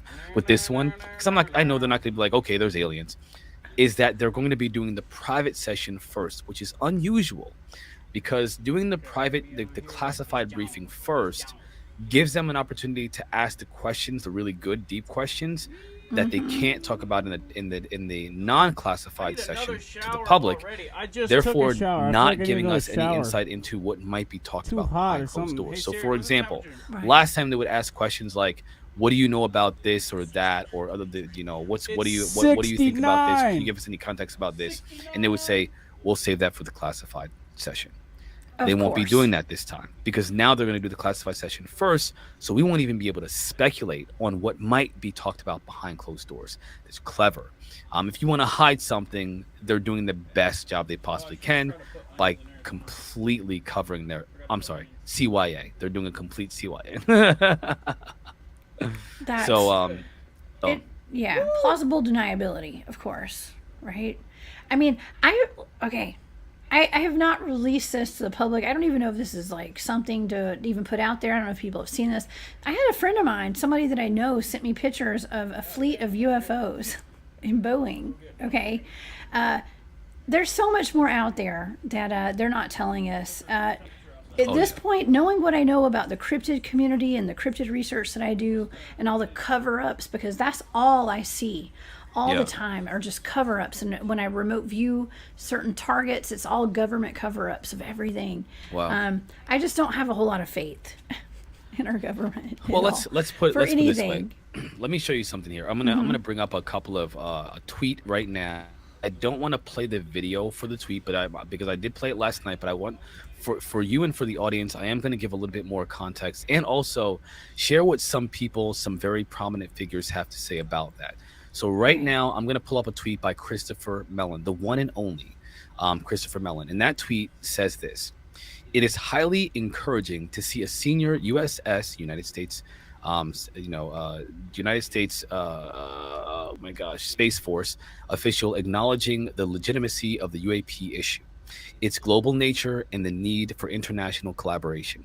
Amazing how far we've come since 2017." And this was an original tweet from the Space Force Major General John Olson, who was asked a question about UAP, and he actually gave an answer. He didn't just give a vague we don't really know what, we can't talk about that right now. He said that we need a global unified effort. Essentially, he said, I'm summarizing, I'm paraphrasing. We need a global unified effort from many countries to find out what the heck is going on with this UFO issue, with this UAP issue, because it's not just happening in the US, it's happening worldwide. So you don't have to say they're aliens, but to say that the world is dealing with it, I think that implies that there is something that the world is dealing with that's not part of the world. I mean, doesn't it give you some kind of indication that there's an other that's engaged with humanity as a whole? There's definitely an other, for sure. Oh, we know that. We know that here at Spaced Out Radio. Oh, of course we do. The chat is aware. We are woke when it comes to there's a good woke, and that woke is the woke to the woo woke. If you will. Waking to the woo. We're on that woo train. We know what's up. For me, I've always wanted the government to at least admit, especially the military, to admit, listen, there's something going on here. And they've done everything except for admit that there's something. They've literally done everything except admit there's something. They've said there's nothing. Well, now they're saying there's something. And not only are they saying that there's something, they're saying that something isn't us. It's not a secret program. It's not China. It's not Russia. And it's not any other nation in the entire world. We don't know what it is. And that, for me, is one of the biggest steps forward towards what we could consider disclosure, in my opinion. Another tweet that I wanted to bring up that I think, again, these are just things that I think are notable when it comes to disclosure, is Stephen Bassett. And give me one moment while I pull that up, because he also tweeted about that. Stephen Bassett has been saying that disclosure is not years away, that disclosure is months away. And I again, how can you not, at the very least, when things that he said are being confirmed in real time, we need to pay a little bit more attention to what Stephen Bassett has to say. So let me pull him up real quick. And I had a conversation with Stephen Bassett about a month or so ago, and he pretty much said it exactly as it was. So here we have Stephen Bassett. Wait a minute. Texas Front Porch. Hey, Tex. Thank you so much for the super chat. Who is that beautiful woman on my screen? Oh, hey, Jessica. Oh my gosh, Tex, we were just talking about you Yes, just we about were. 5 minutes ago. Back it up and rewind. Yeah, we were just talking about Rewind, you. replay. Rewind. So this is a tweet Thank you, by Tex. Stephen. Yeah, thank you very much. You know, pointing out the obvious. Come on, that guy. Kristen, this is what Paradigm Research Group. This is Stephen Bassett's Paradigm Research Group on Twitter says. Kirsten Gillibrand guested on State of the Union today. Was sharp as attack. Has lost weight. Oh, look at that. He's giving her some pointers. Oh my God, did he say lost weight? Really? Yes, he did. Looks fabulous and well out in front on the UAP issue. Senator Gillibrand is going to run for president on the UAP ticket, the first to do so intentionally. I mean, if that's true, and that would be a fascinating thing to watch. I would be really fascinated to watch somebody actually bring up the UAP issue as in the forefront of a presidential debate. They'll that get would votes. be entertaining. I mean, yeah, right? Come on. I mean, I would vote for someone who was a Bigfoot advocate. I mean, just saying. Absolutely. Absolutely. I don't care what party you're in. If you're doesn't matter what the party is, just support Bigfoot, Sasquatch. Support I'll vote for Bigfoot. you. Right? Well, in Skinwalker Ranch, right? They mentioned there is a lot of talk about seeing the dog man. There's actually, I just read it the other day that they saw. I watched Jeremy Corbell's podcast, the Weaponized podcast, and they had a guest on there that said that there were these two dogs in trench coats smoking a cigarette. Now, if you can get any more bizarre than that, then why I'm not not shocked. everything else? I was shocked. I'm not. I mean, come on, like the dog smoking a cigarette. It's almost like this phenomenon is messing with us, because the idea of two dogs in a trench coat. Why would it? It's Now it'd be bizarre if they're both in one trench coat. That'd be bizarre to me. I'm just kidding. I didn't get that. I don't know. Now, if they were stacked on top of each other, I've seen some weird you know, stuff, Marquise. Okay, I've seen some weird stuff. I've heard some weird stuff. I'm actually going to be speaking at the 2nd annual Dogman Cryptid Conference in Fort Worth, Texas, in September. How I got on that ticket, I'm not sure, but I'm going to be speaking there, and with Josh Turner and the Paranormal Roundtable. That whole crew. We got a lot of really amazing speakers there. They're going to be joining me. But yeah, I've heard some stories, let me tell you, from dogmen being an alien race from off planet. Oh, really? That's so interesting. Yeah. That gets my attention. To dogmen being in the super soldier programs and being soldiers, looking like Anubis out in the Middle East and killing people and going after people and all sorts of crazy stuff. Yeah. It's very interesting. So that does not surprise me whatsoever. Hearing about the dogmen smoking cigarettes and whatever. Smoking a ciggy. I know it's. He's just chilling, just chill, just laid back, smoking, just rolling it. Smoking a stogie or whatever. I don't know. Maybe we think it's a cigarette. We don't really know. It's like a Black and Mild over there. Black and dogs. They're in California. Rolling it up. I don't know. I got some questions for you, Jessica. Oh man. Man, we have fun over here at Space Out Radio, don't we? Yes, we after do. hours. That's What's awesome. up? That's awesome. I love it. It is after hours. We can talk about this. So that's I found it. I'm going to be studying Skinwalker Ranch over the next few months. I got to get through some of the. I've been really delving into a lot. Kind of catching up on these topics, and right now I think it's time for me to delve into the Skinwalker Ranch phenomena, because I should say situation, because there's so much in that for me.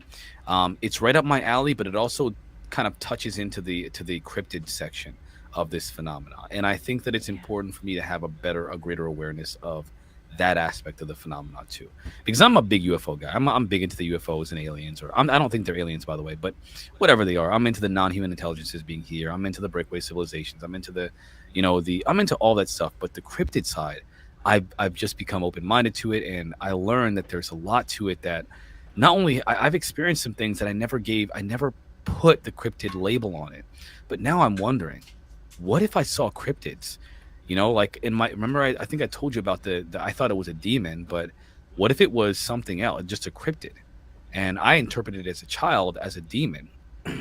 Wow, that's interesting. A lot of people do. And that's something. I actually see Mike in the chat tonight from Abnormal Investigations. That's a friend of mine. He's been on my show. He's been here at Space Out Radio before, and on my channel, The Cryptid Huntress. Mike Jones. I like that name. It's also a famous rapper's name. And Mike Jones. Mike Jones. I know your phone number, Mike Jones. I'm just kidding. Hey, 00. 2813-308-004, right? Oh my God, how do I know that? I don't know. Wow, Jessica but anyways, I know. Well, I'm Jessica Jones, so of course I had to know Mike Jones' number, right? So. Wow. Anyways, don't call that, y'all. Don't call that number. You were that much cooler. I think oh my it was God, his real number thank you. too. I think it was 281-3308. Yeah, let's just not go 8004. Right. I'm from Atlanta, y'all. Okay, so I know some songs. All right, but anyways, what were we talking about? I think Skinwalker Ridge. We were talking about that I thought were a demon. I thought the demons. Yes. Okay, I'm so sorry, Mike Jones. Just threw me off. So Mike from Abnormal Investigations, like we had a conversation about Dogman being skin and blood and skin and bone versus supernatural, and he's very much on the skin and bone, skin and blood side of being very 3D, and I'm on the other end of that spectrum. But I don't always fly it, put it out there so much. And we weren't arguing about this at all. We're kind of exchanging ideas on my show the other day. And it was a wonderful, wonderful conversation that we had. But I believe we brought up aliens being demons and things like that. And I bring that up on my shows quite a bit because it's all a matter of perspective by a lot of people. And, everybody's got their opinion on it. Yeah, I mean, I don't. I think that, at least for me, I prefer to be as accurate as possible. I like to explore the possibilities, but I also, if there is a possibility of me being accurate, I will be. So, for example, when I saw that creature, I immediately translated it to being a demon because of how it interacted with me. It was ominous, it was menacing, it toyed with me, but it didn't hurt me. And that's usually how cryptids, they do that. I mean, Bigfoot, for example, terrifies people, but it doesn't usually attack. Dogman the same for the most part. I think there have been some alleged Dogman attacks that I've heard of, but for the most part, it hasn't attacked anybody. But this thing was in my house, and it didn't attack me. And I never really, I never heard its footsteps. I just saw it, and it was fast. It's almost like you float, right? It's weird. Teleport, float, or like it's almost like you ever see any kind of movies about teleportation where someone will move to the side and then they'll just be somewhere else. Like they'll go through a portal and then the portal will be over here and they'll, I can't explain it, but they'll just zoom over there. And that's kind of how this creature, its behavior was, its movement was. And so I don't know what to make of it. I really, really don't. And Derek Galloway, you are hilarious. You got me cracking up over tipping on fofos. Tipping on. So I don't know. I mean, I think it might have been a cryptid. I think it might have been at least at this point. I'll never know because I've only seen it when I was a kid. Never seen it since then. Never. I don't want to. Same thing with the beings. And I know that for me, I have this ability. I hate to say this. I don't like talking about it, but I do have the ability to tune into these things. I prefer not to. Me too. I mean, and here's another thing. When you start really researching alien abductions like I did, that's when you start having the up close and personal encounters with them. And I was able to shut it down personally. At least I thought I did. I haven't had any more encounters since then in my home. Because and that's what I'd always heard from even people on my team is when they were getting into studying aliens from kind of graduating out of the Bigfoot stuff, not saying that we're totally graduating, but just expanding from the Bigfoot research.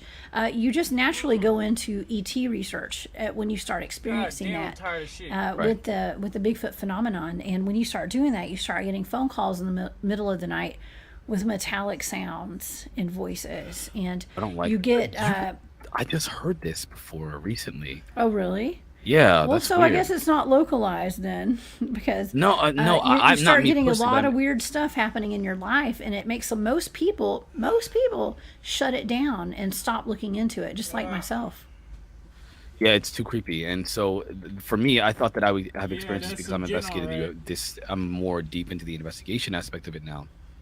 There actually was a point where I had to back off of some of the material I was reading because I had that ominous feeling, but I wasn't having experiences. It was almost like I kind of felt the presence of something else, but that was as far as it got. And so I cut it off immediately and took a moment to like not get into that.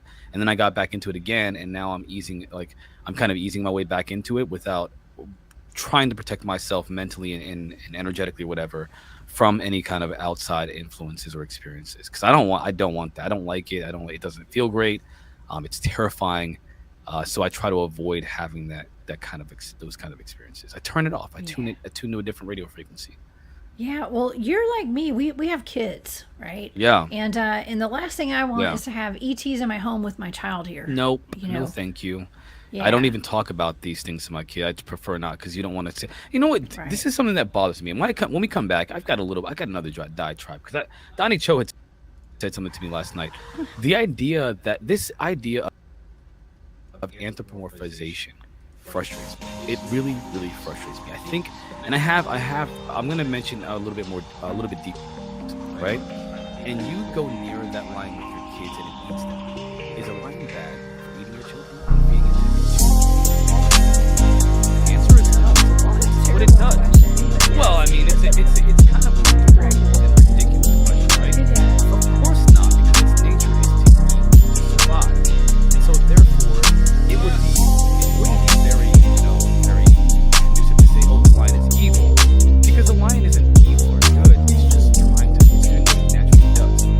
However, if the lion had infinite awareness of how that affected me, it didn't have to, it still did.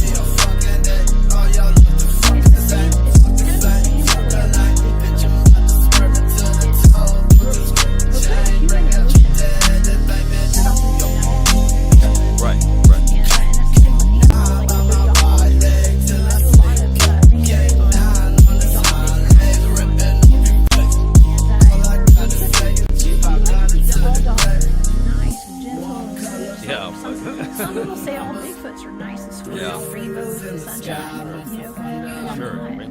not all of them. Rainbows, sunshine, I don't know. But they're not all nice, and that's just the way it is. And I can say that from my research that I've done personally. And it's okay. Not all humans are nice. We have serial killers out there. Yeah. Well, I think it's different.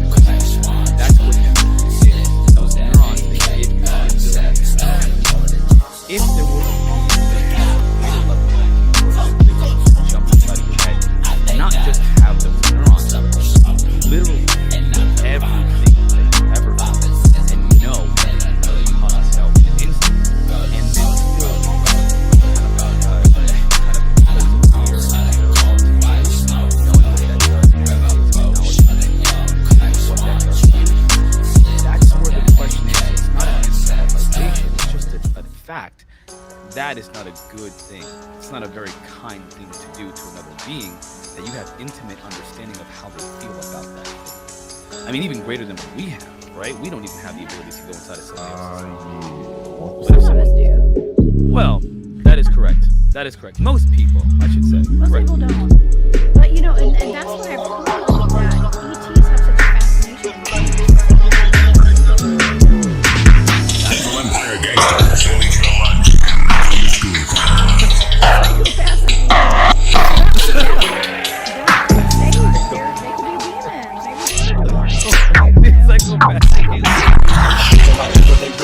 Tightly here, body with a friend. Really got a sneak web, teach a lesson with the daily vision from a fantasy. If you want to power reach, niggas getting robbed and jacked, bodies being paid, no see it. Automatic for the status, never get a shot. Some motherfucking block, knock, knock, bitch. Robbery is the choice. It's the boss of a dog, niggas rob a bitch. Body of a victim, man, body man from the same plus I still don't wanna be the robber, cause you say yeah, nigga, please. I rob it, don't blossom, and you blow some boxes, I show your ass out, get your cap. Thank you very much for joining me tonight. It has been more fun than I expected. I think it's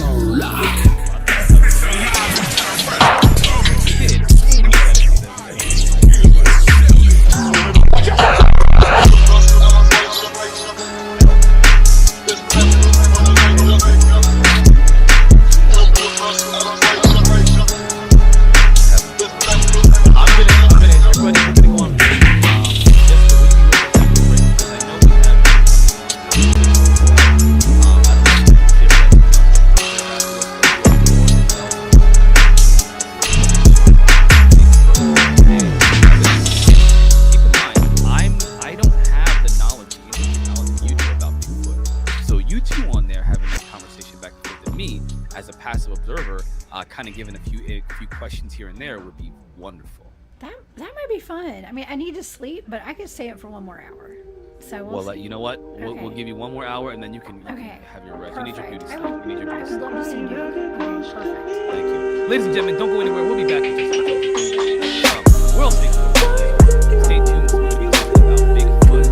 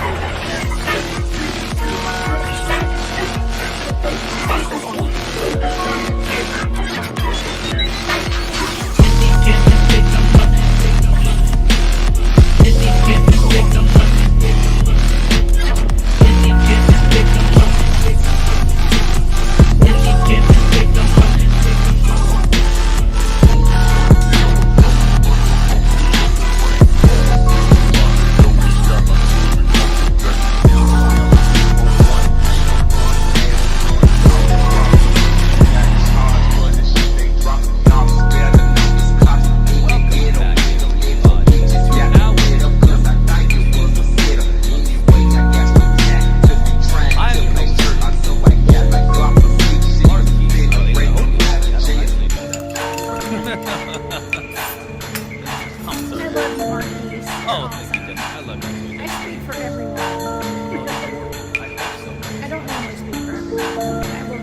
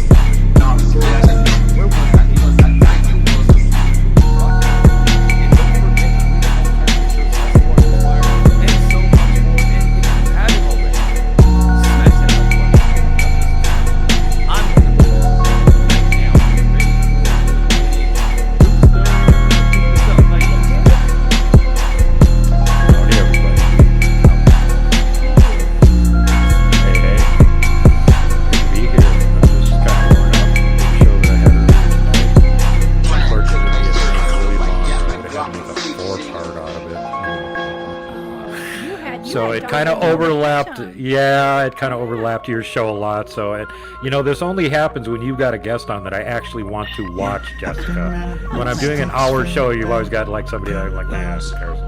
But no, if you have somebody dino on, then it always works out that let's run too long. Get it up. Catch him. Who can? She's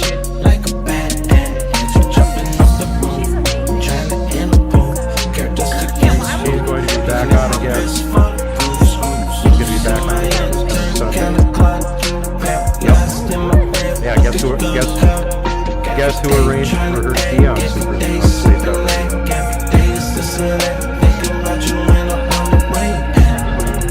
She's trying to find venues where she can actually talk to people and not get harassed by idiots. And so I came in at number 1.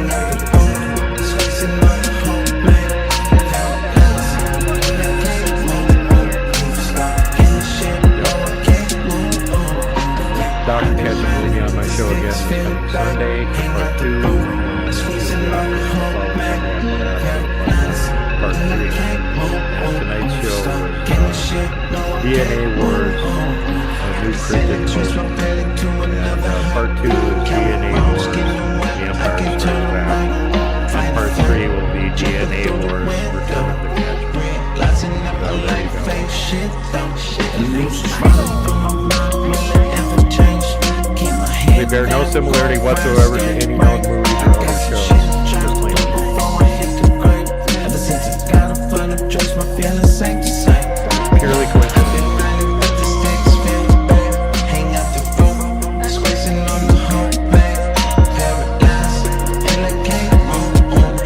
No, I didn't realize that.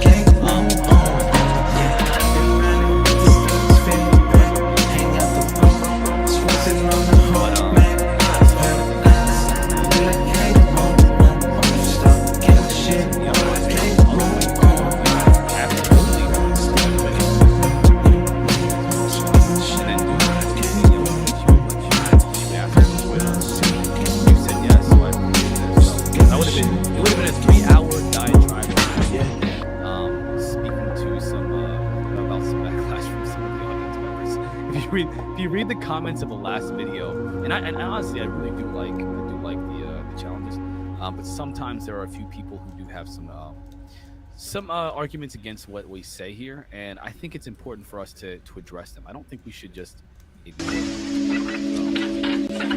So let me see here. So yeah, trying to fill 3 hours all by yourself is pretty difficult. It would have been. You don't know me.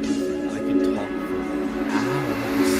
The question will be it might not be as interesting as everybody else.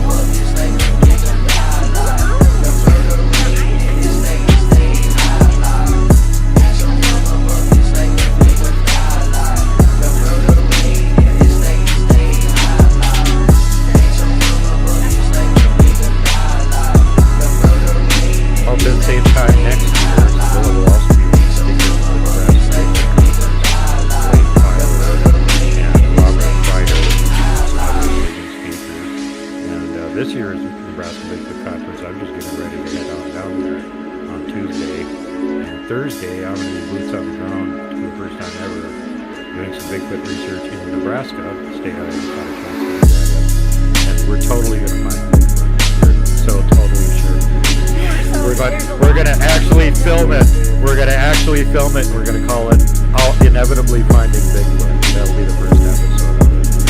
Because we got the deck totally stacked in our favor. Yes, we have, first of all, Richard Soul from the Knox Gigas Project is taking us to his hotspot. Secondly, we got Crispy Sci-Fi from down in the Louisiana area. Thirdly, we've got Blaine Tyler from Northeast Australia. And then there's me and my number one research assistant, Ashton Roman, Collecting Death Squad. And between all of us, they put this can't hide. We're gonna find out.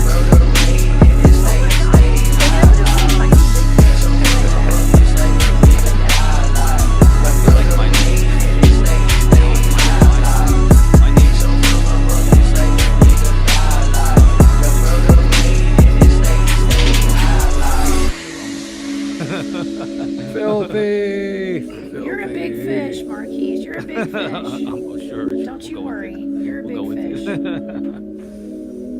Yeah, Donnie Cho in the chat. Donnie Cho, I got something for you, by the way. I got something specially made for you, sir. He's got something for you, Donnie. Watch out. What's up, Donnie? That's my brother. Thank you for being here. Wow, this is a healthy chat tonight. Like, really healthy. Wow. I'm not sure what's going on. Well, I warned a lot of people during my show that I was going to be coming over here afterwards and when I'd be here, so a few of them may be showing up.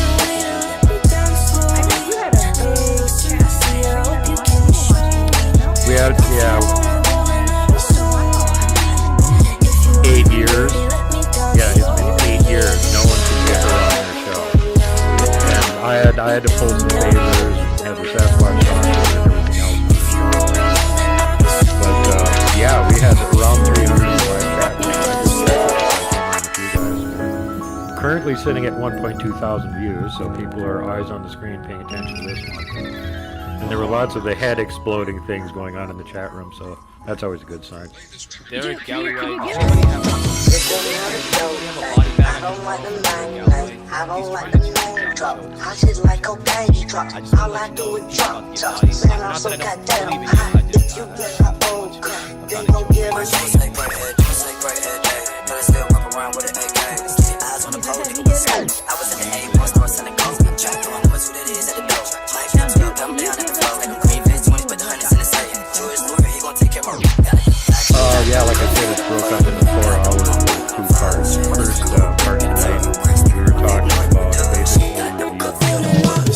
her background, the research she had done, the methodology she used to do the research, and the second half after we had a clip from her channel where she talked about red herring or perpetuated lies. That her samples were somehow contaminated, which is completely wrong. And she not only managed to do that 1,000 times, but at the beginning of the show I put a clip from another researcher who had done a DNA genome sequence on the orang pendek over in Borneo. And the results he got were pretty much identical to what she got. And they again tried to say that he had contaminated stuff. And there's just no way. This guy's like top of the line, world famous in his field. No way is he contaminating any samples. And as far as that goes, if we go back to Melvin Ketchum's credentials, when the September 11th attack happened, and the building's pancaked, that made a big mess. They had to find forensic scientists who could come in, take samples of the remnants, whatever, and try to sort out who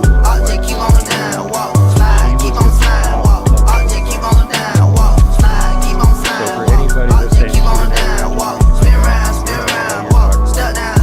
lot of these supposed DNA experts that attacked her are frauds. We both went after Dr. Sykes and his fake study. And in part 3 I get to mention Mr. Mohawk, Todd Dissetal. Not fit. And this is a lot of the problems.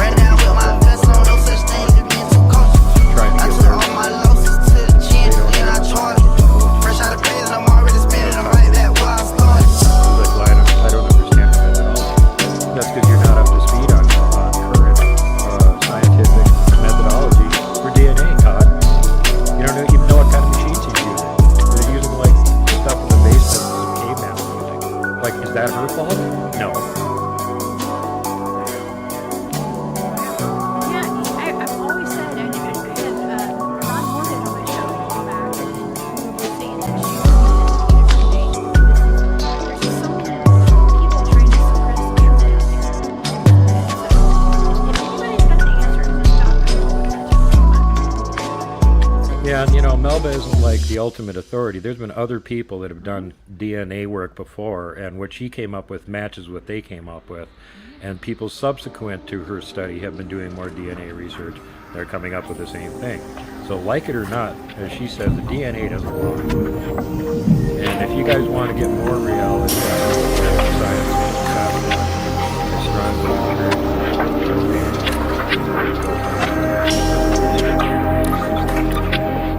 some other channels already. There's a link on the show.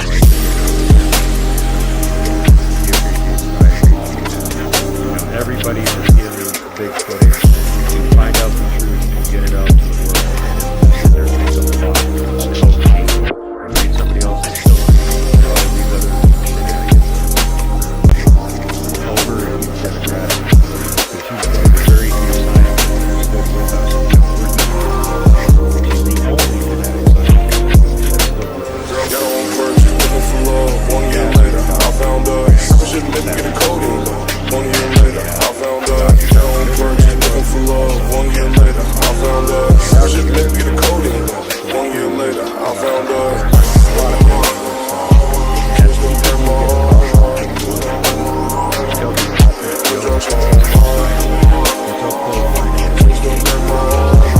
Yeah, go ahead and look at the evidence.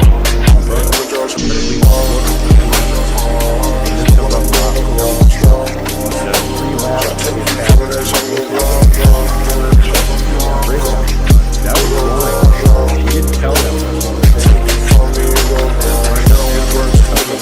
1 year later, I found us. Shouldn't let me get a coding. 1 year later, I found us. Looking for love. 1 year later, I found us. Shouldn't let me get a coding. 1 year later, I found us.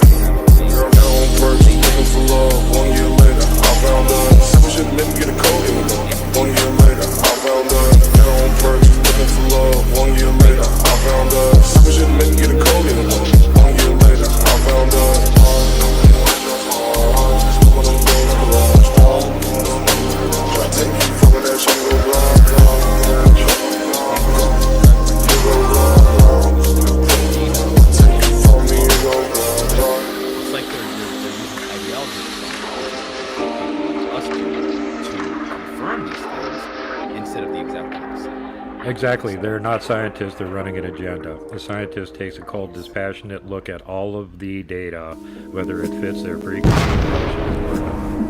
And I've had to do that several times where I had a really good idea about what's going on, and the data said you're an idiot. And I had to go, okay, I'm an idiot. Let's get theory number 2.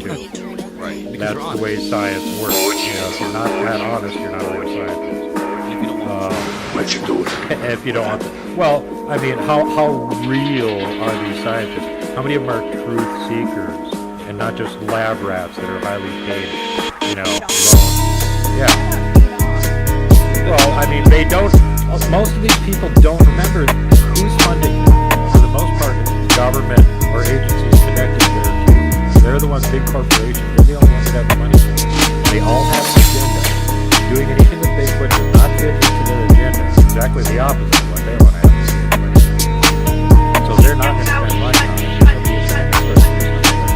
They will call down their powers to try and squelch them, cause lots of problems, kill people, the bomb attempt on Melba Catch.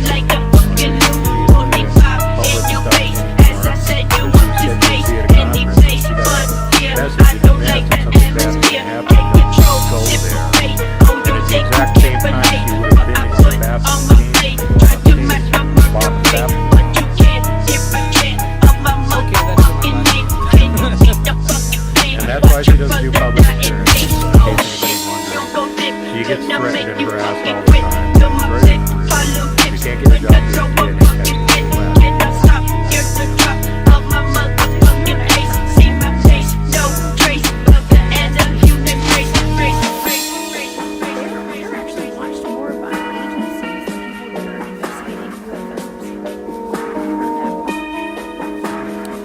No, it wouldn't surprise me though. I know there's a hell of a lot of disinfo agents, trolls, shills,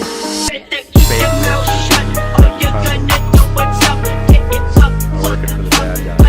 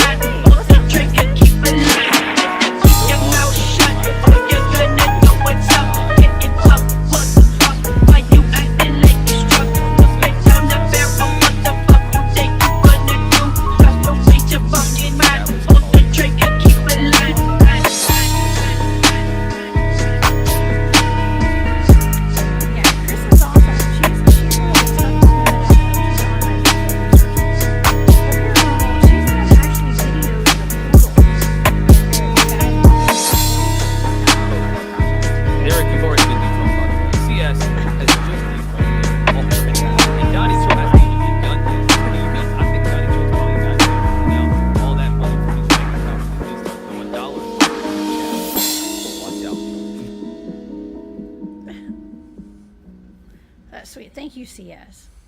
Yeah, I appreciate that. Everybody in the chat, I appreciate your input.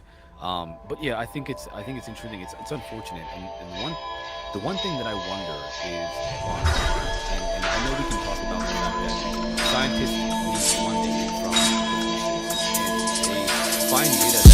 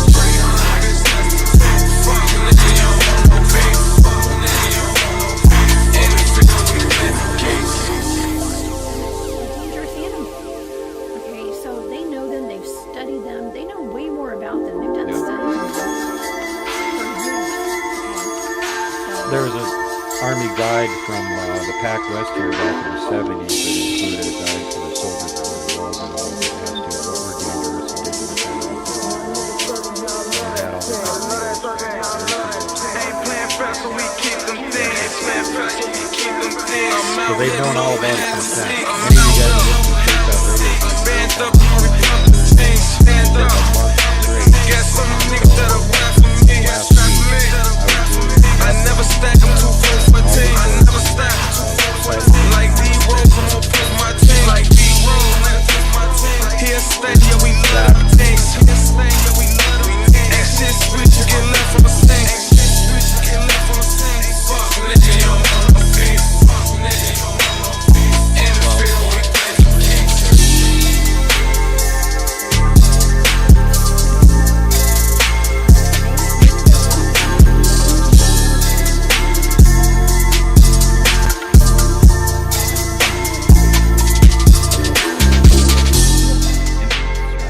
Derek Galloway is still trying. Look at this. He's now okay. Now he's throwing in them dollars. Okay, other people's turn. Calm down, Derek Galloway. Calm down. Throwing dollars. Excuse me. So, do you think that? My question is, when it comes to the Bigfoot situation, do you think that the military is either working with or contending with these Bigfoot? Yes. Because maybe they're doing recon. Who knows? Maybe they're looking. I mean, we can speculate all kinds of things.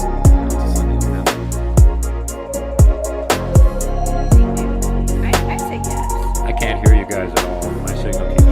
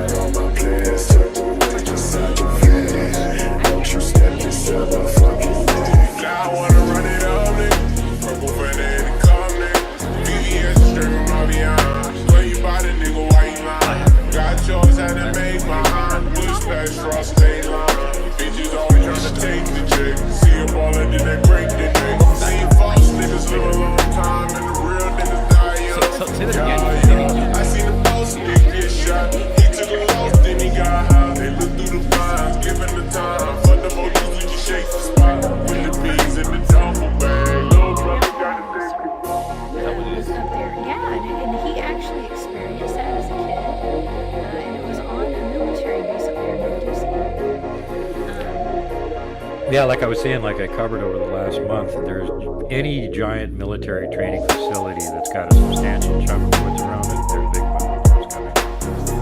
And the soldiers are told that you're not supposed to talk about this. Okay, now that you made your report, shut up and forget that you made your report. And the Marine jargon over camp was usually got an actual name for it, they call it. Undescribed creature or something. They've got actual jargon for what you're not supposed to be talking about.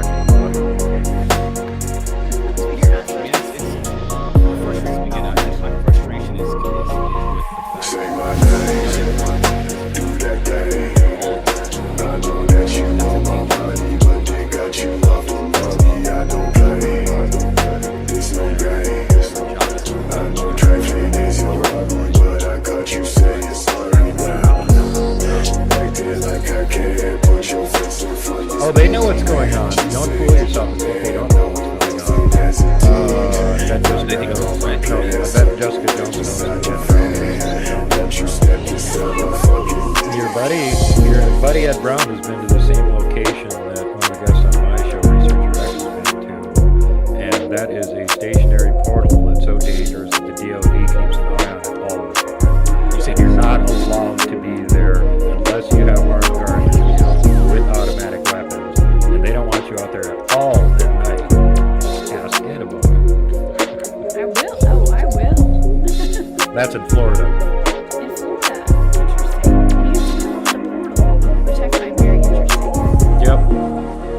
Yeah, my friend Researcher X was over there visiting with the lady that owns the place. They were out there near the woods. It was kind of getting dark. Wait a second. Is this in Chattahoochee, by the way? This is in I don't know exactly where she is. I think I've actually researched that area. There's I was sitting there 3 places down there within about 50 miles of each other that are all just freaky weird. And the other people that live on the third one fell off the map, and I haven't been able to get a hold of them for 3 years. So that's definitely somebody you don't know. I don't. Well, I think there may be. Is it? They live on a tree farm, and they've had a stationary portal staked out for 20 years. So no, it's not somebody you know. You know, I think that it's. I think that listening to this, I feel like I need to watch more sci-fi because. Sorry, one of my favorite TV shows. And I have a lot of them. One of my favorite ones, Stargate. And they ended the entire premise of that show.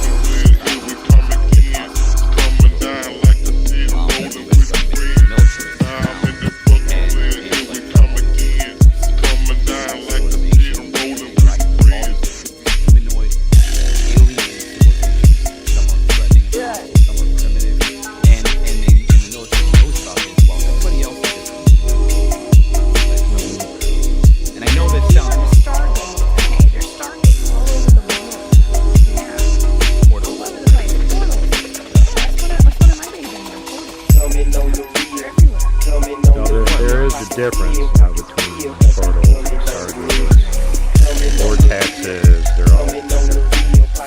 And they can be different directions too. You can have a portal that only is one way. It only goes in or it only comes out. So a lot of times on properties there's 2 portals. Or some of them are 2-way. You can go in or out of them, just like a door. And then some of them are not stationary. Those are very dangerous. You don't know when they're going to appear. You don't know when they're going to disappear. You don't know where they go to. And what happens if you accidentally walk through it. Yeah. You never come back. Or you end up on some other part of the world that you don't even, you're in Ecuador. Or another planet. Or another time. Because those portals could potentially also be time zones. I've looked into it. So I do a lot of remote viewing. And one of them was Mel's Horror. Mel's Horror. Yep. I believe it was out of Washington. And Mel was actually selling the art now. And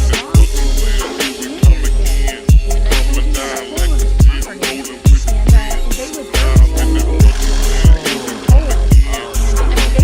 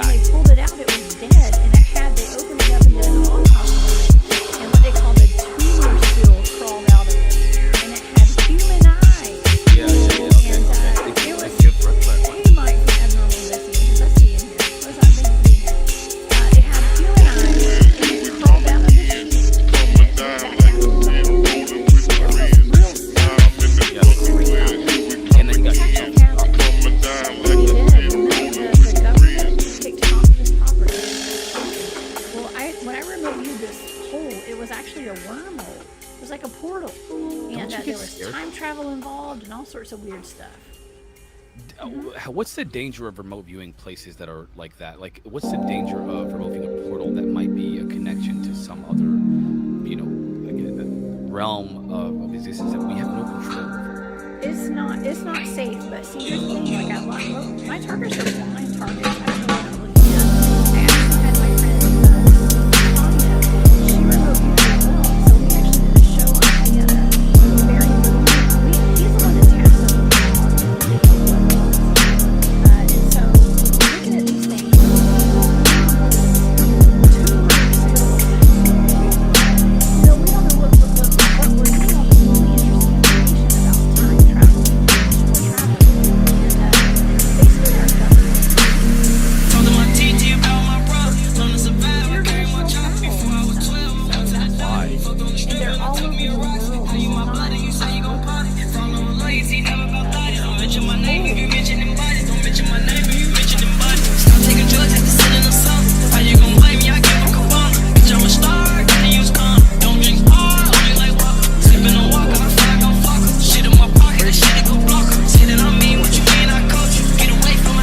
they're all over the world. There's no actual answer as to what is going on. It's like, oh look, this is what's going on. Okay, what's that? Well, There's look a at this. hole, There's but it's you like- go to Google Maps and the thing is completely blacked out. They have like a square over it that you can't see.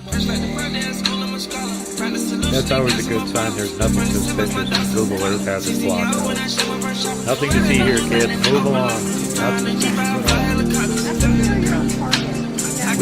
We can Google Mars, but we can't get a picture of a spot on Earth.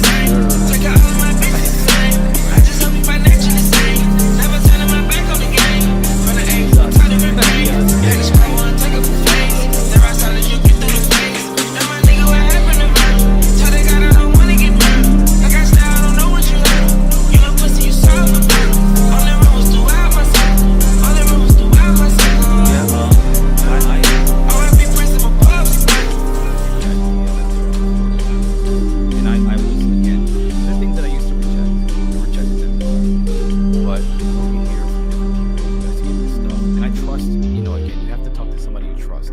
I can't hear this from somebody on the internet that I've never met, and I don't, who is this person?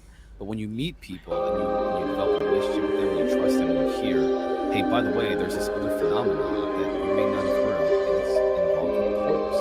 That's when I start to get, it gets my attention. Again, that's for me, that's how I've come to accept the possibility. I just don't know why.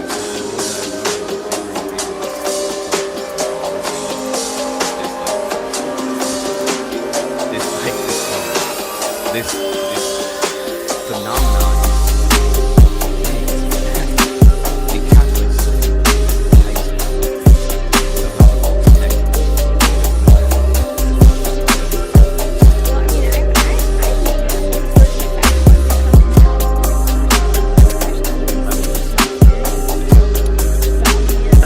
Earlier, I referenced my buddy researcher. She's been up here. After they came by and slammed her car, up until then, so she's riding back to her house.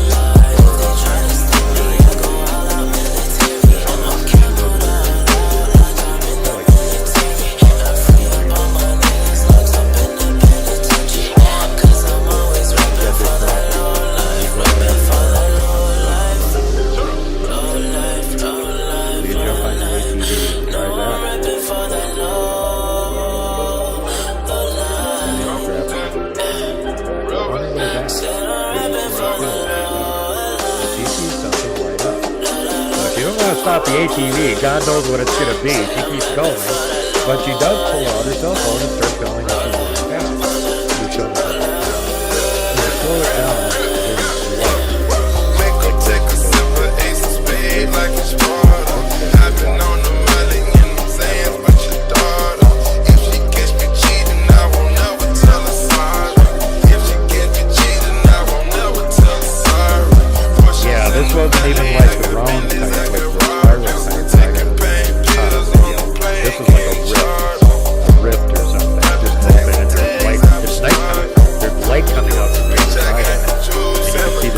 that's why I've taken that a lot.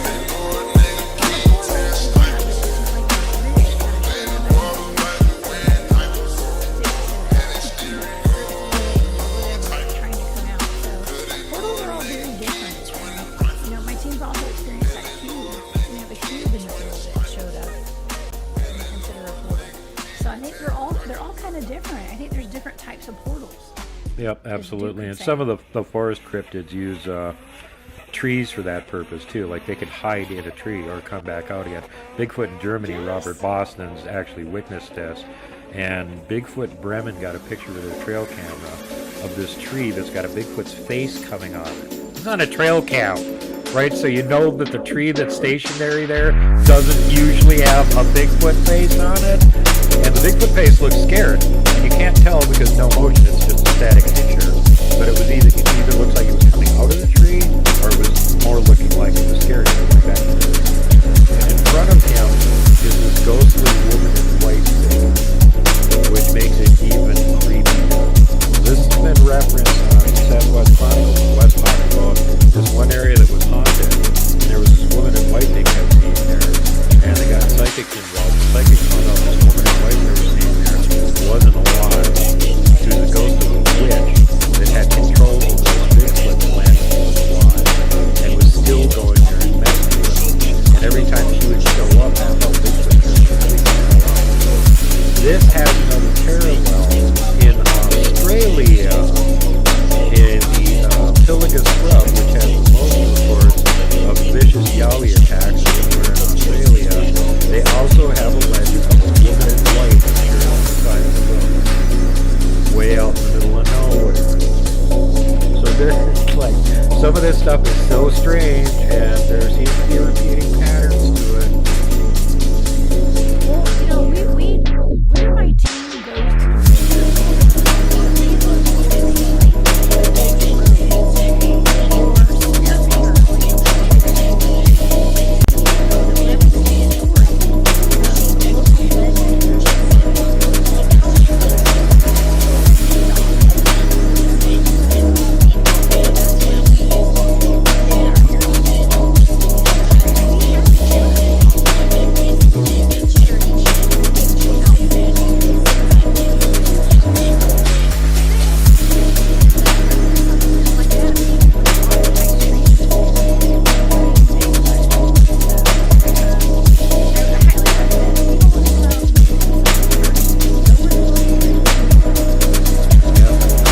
Take our word for it.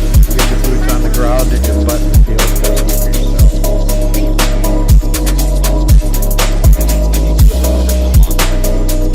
Yep.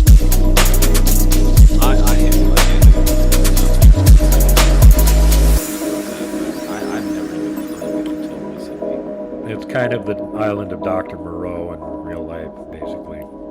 Isn't that what Stranger Things is based off of? Stranger Things, right? It's a little dark. It's a super dark show, man. Oh my gosh, it's dark.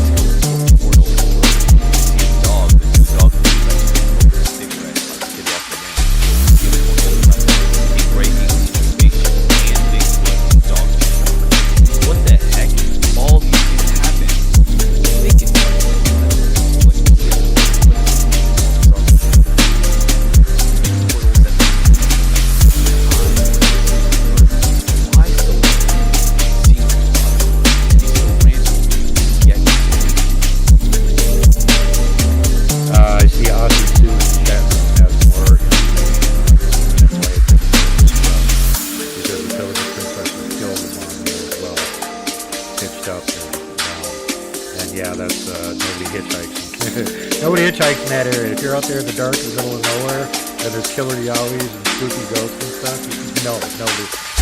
If their vehicle breaks down, then they won't get out of it. They'll call for help. It's that bad. And Aussies are pretty stout for the most part. So, yeah, this area is like way dangerous. And it's one of those long stretches in between little bitty towns. 150.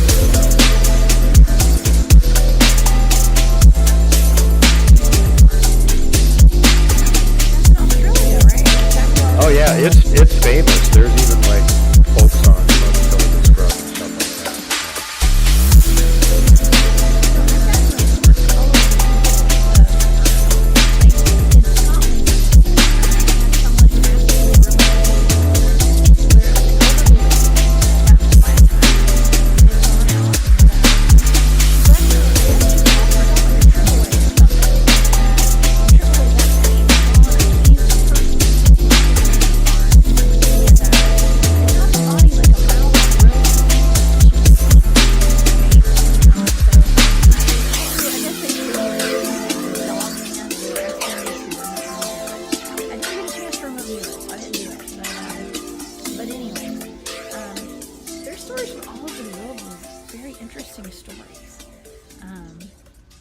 Which I don't know.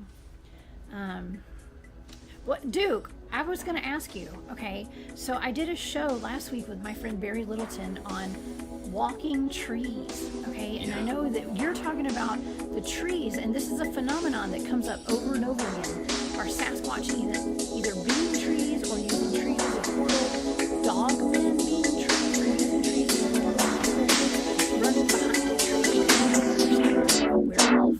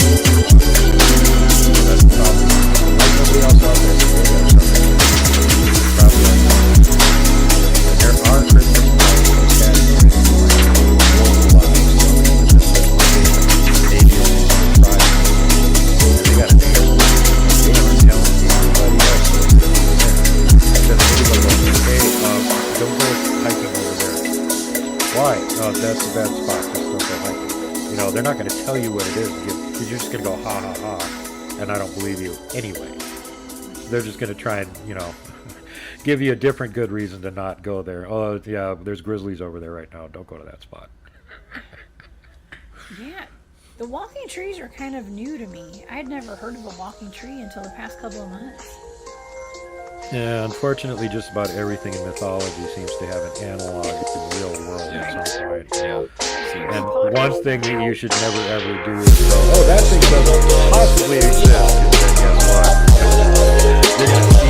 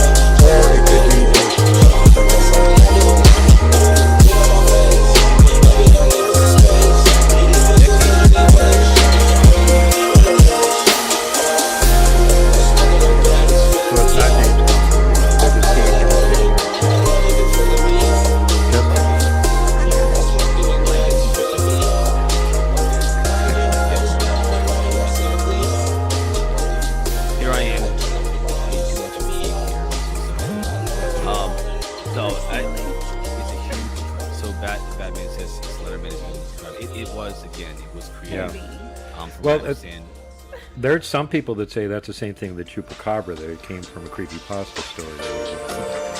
And a lot of the pictures they take of chupacabras look like dogs with mange. You know, they're supposed to be these reptilian things that are kind of monkey-like, and they go flying back, da-da-da-da-da. Well, I haven't seen a picture of chupacabra. So I have very jaundiced eye and dim view of chupacabra. Show me some evidence. A lot of people can get pictures of Bigfoot, Dogman, Yowies, all kinds of weird stuff. Show me a convincing picture.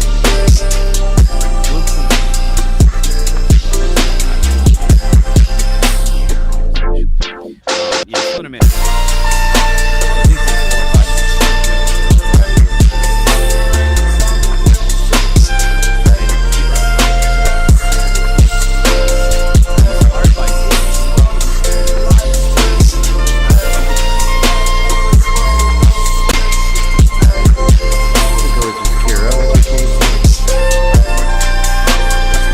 Give him a good sweet name like Thrash Doom Bringer. Wow. Thrash Doom Bringer. Wow. Yeah, that's big. I actually had a roommate back in the early 20s who had a cat named Thrash Doom Bringer.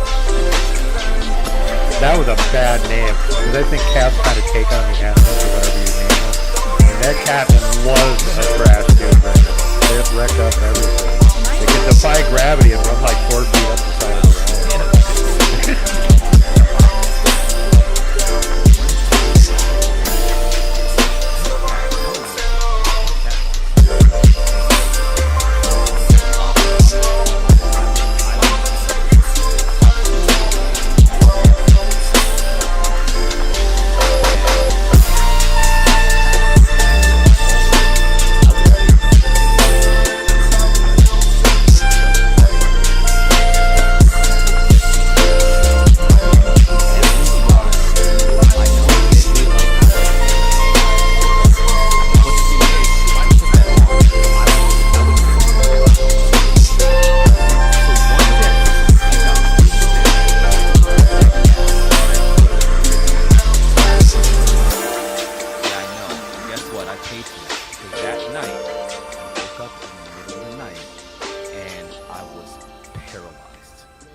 could not move, and I kept feeling this force pushing my chest down.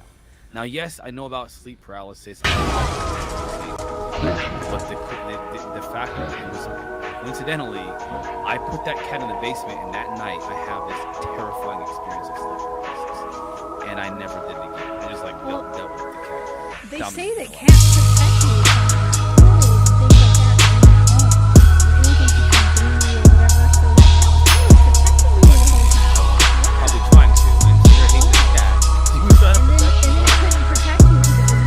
locked in the basement. That's one of the mythologies of cats. It's like thousands of years old. They used to keep them in temples in Egypt just for that reason, because they could see invisible things and ghosts, and they would keep them out of the temple. She was probably like, you idiot, I was keeping you. Yeah, I was kicking that thing foot every night. Why'd you put me down here?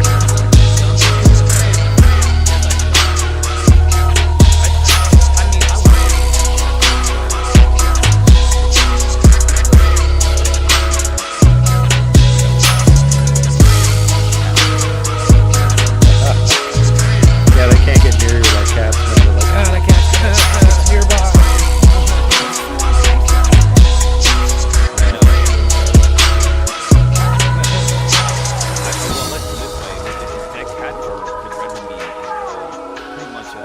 Defenseless to the elements. I would be eyes will still shut. I would have a hard time breathing, and it would be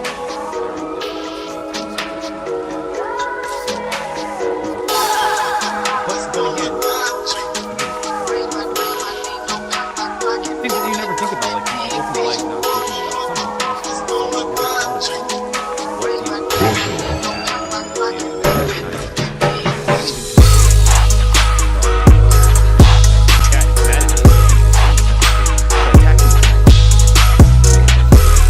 Just the opposite. Yeah. She was protecting you. You know, and this comes up with other animals. People that don't really know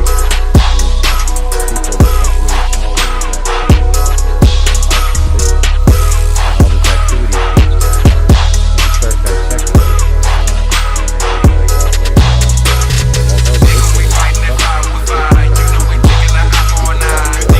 there's something way more dangerous on the wood, and it keeps trying to keep you in the house while it's out there.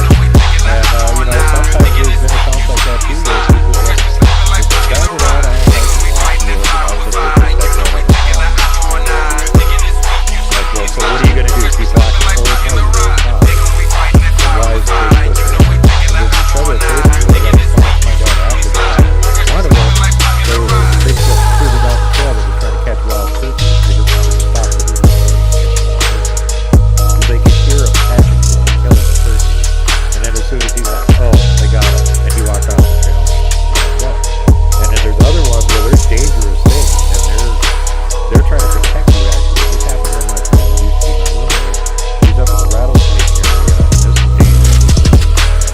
And he's walking out, and he's got a rifle with him, not a very big one, and he's freaking grizzlies are following him for like a mile and a half, and he's trying to make time to get ahead of this thing. And then he finally realized he's going down this rock, and the walls close in, and it gets really tight. And that's a perfect ambush point. So he expects the grizzly's gotten ahead of him, and has already got down in that draw and is waiting for him to walk right up to him. And as he's walking, all of a sudden he hears this titanic roar from directly in front of him. Chills his blood, stops him dead. He can feel his chest vibrating. He's going, what the hell is that? And he hears something behind him running, and he whirls around, and it's the grizzly bear that was about 20 feet behind him, has now turned tail and is beating ass out of there as fast as it can go. Because guess who in front of him just warned that damn grizzly he's going to come down there and beat it to death. So it ran. All right, well, ladies and gentlemen, I'm sorry. I hate to stop it right now. We got to go to break. Jessica Jones joined us for the first 2 hours of the show. She is looking at us right now. We appreciate you. Thank you for having me. Every time I'm in another 10, I just get fold. Let it stick like my sauce coming back like it's slow. At the hoop for your dream, man, that's in the boat. Can't lose, let the race stop. We'll get to win a track. These niggas going broke, now they got shit to rap about. Bitch up in the lot, make a tweet. Tap out, right there, down, can't see. And be ass out. Rocket 21, face, water lean. Water 8, every day the drip is gon' beat his case.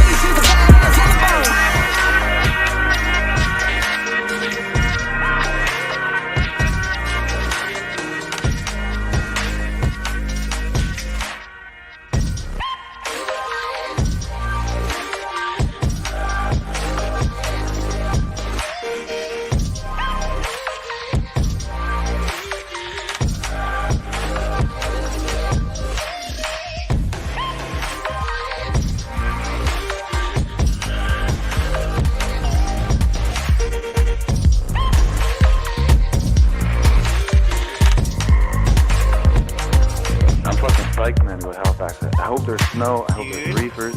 This is gonna be so fun. Fucking right, man. Yo, are we gonna hit some reefers? Oh man.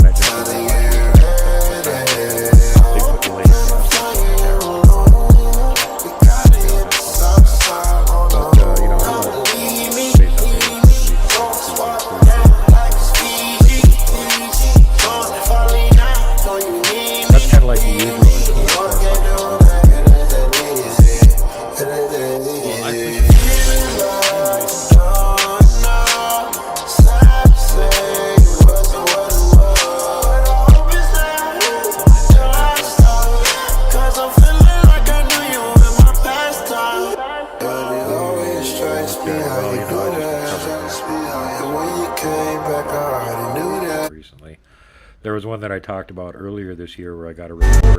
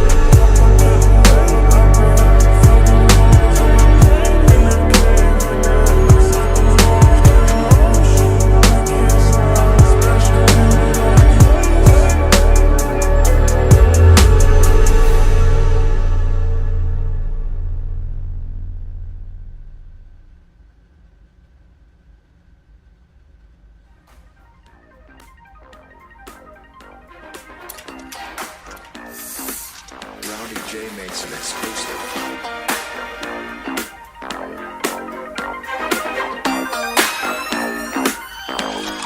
Jason, you killing it, man.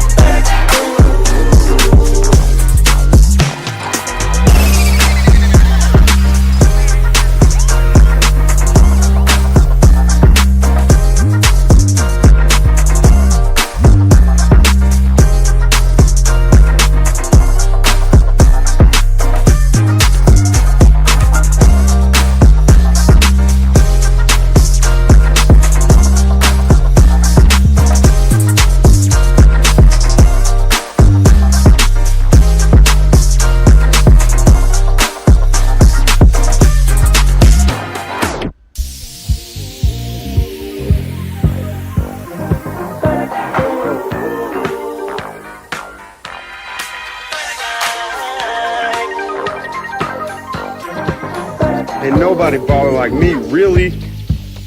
Swishy.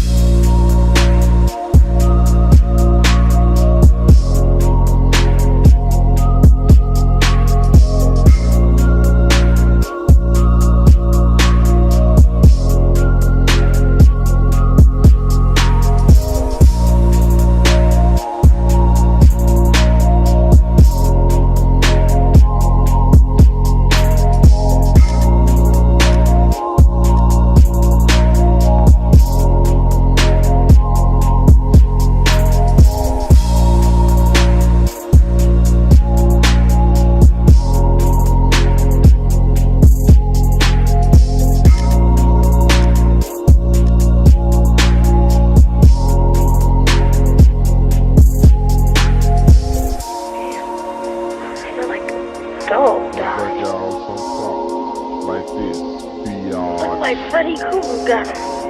He's dang. That's how they smell after a while. I wonder why I take them so long to pick them up.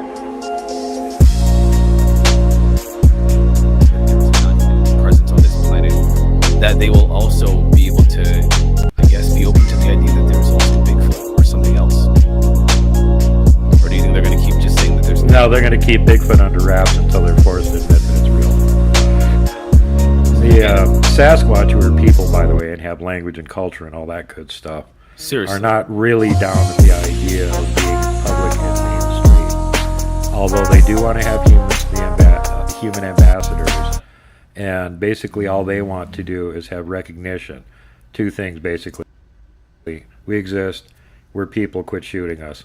It's about and then leave us alone. That's all they want.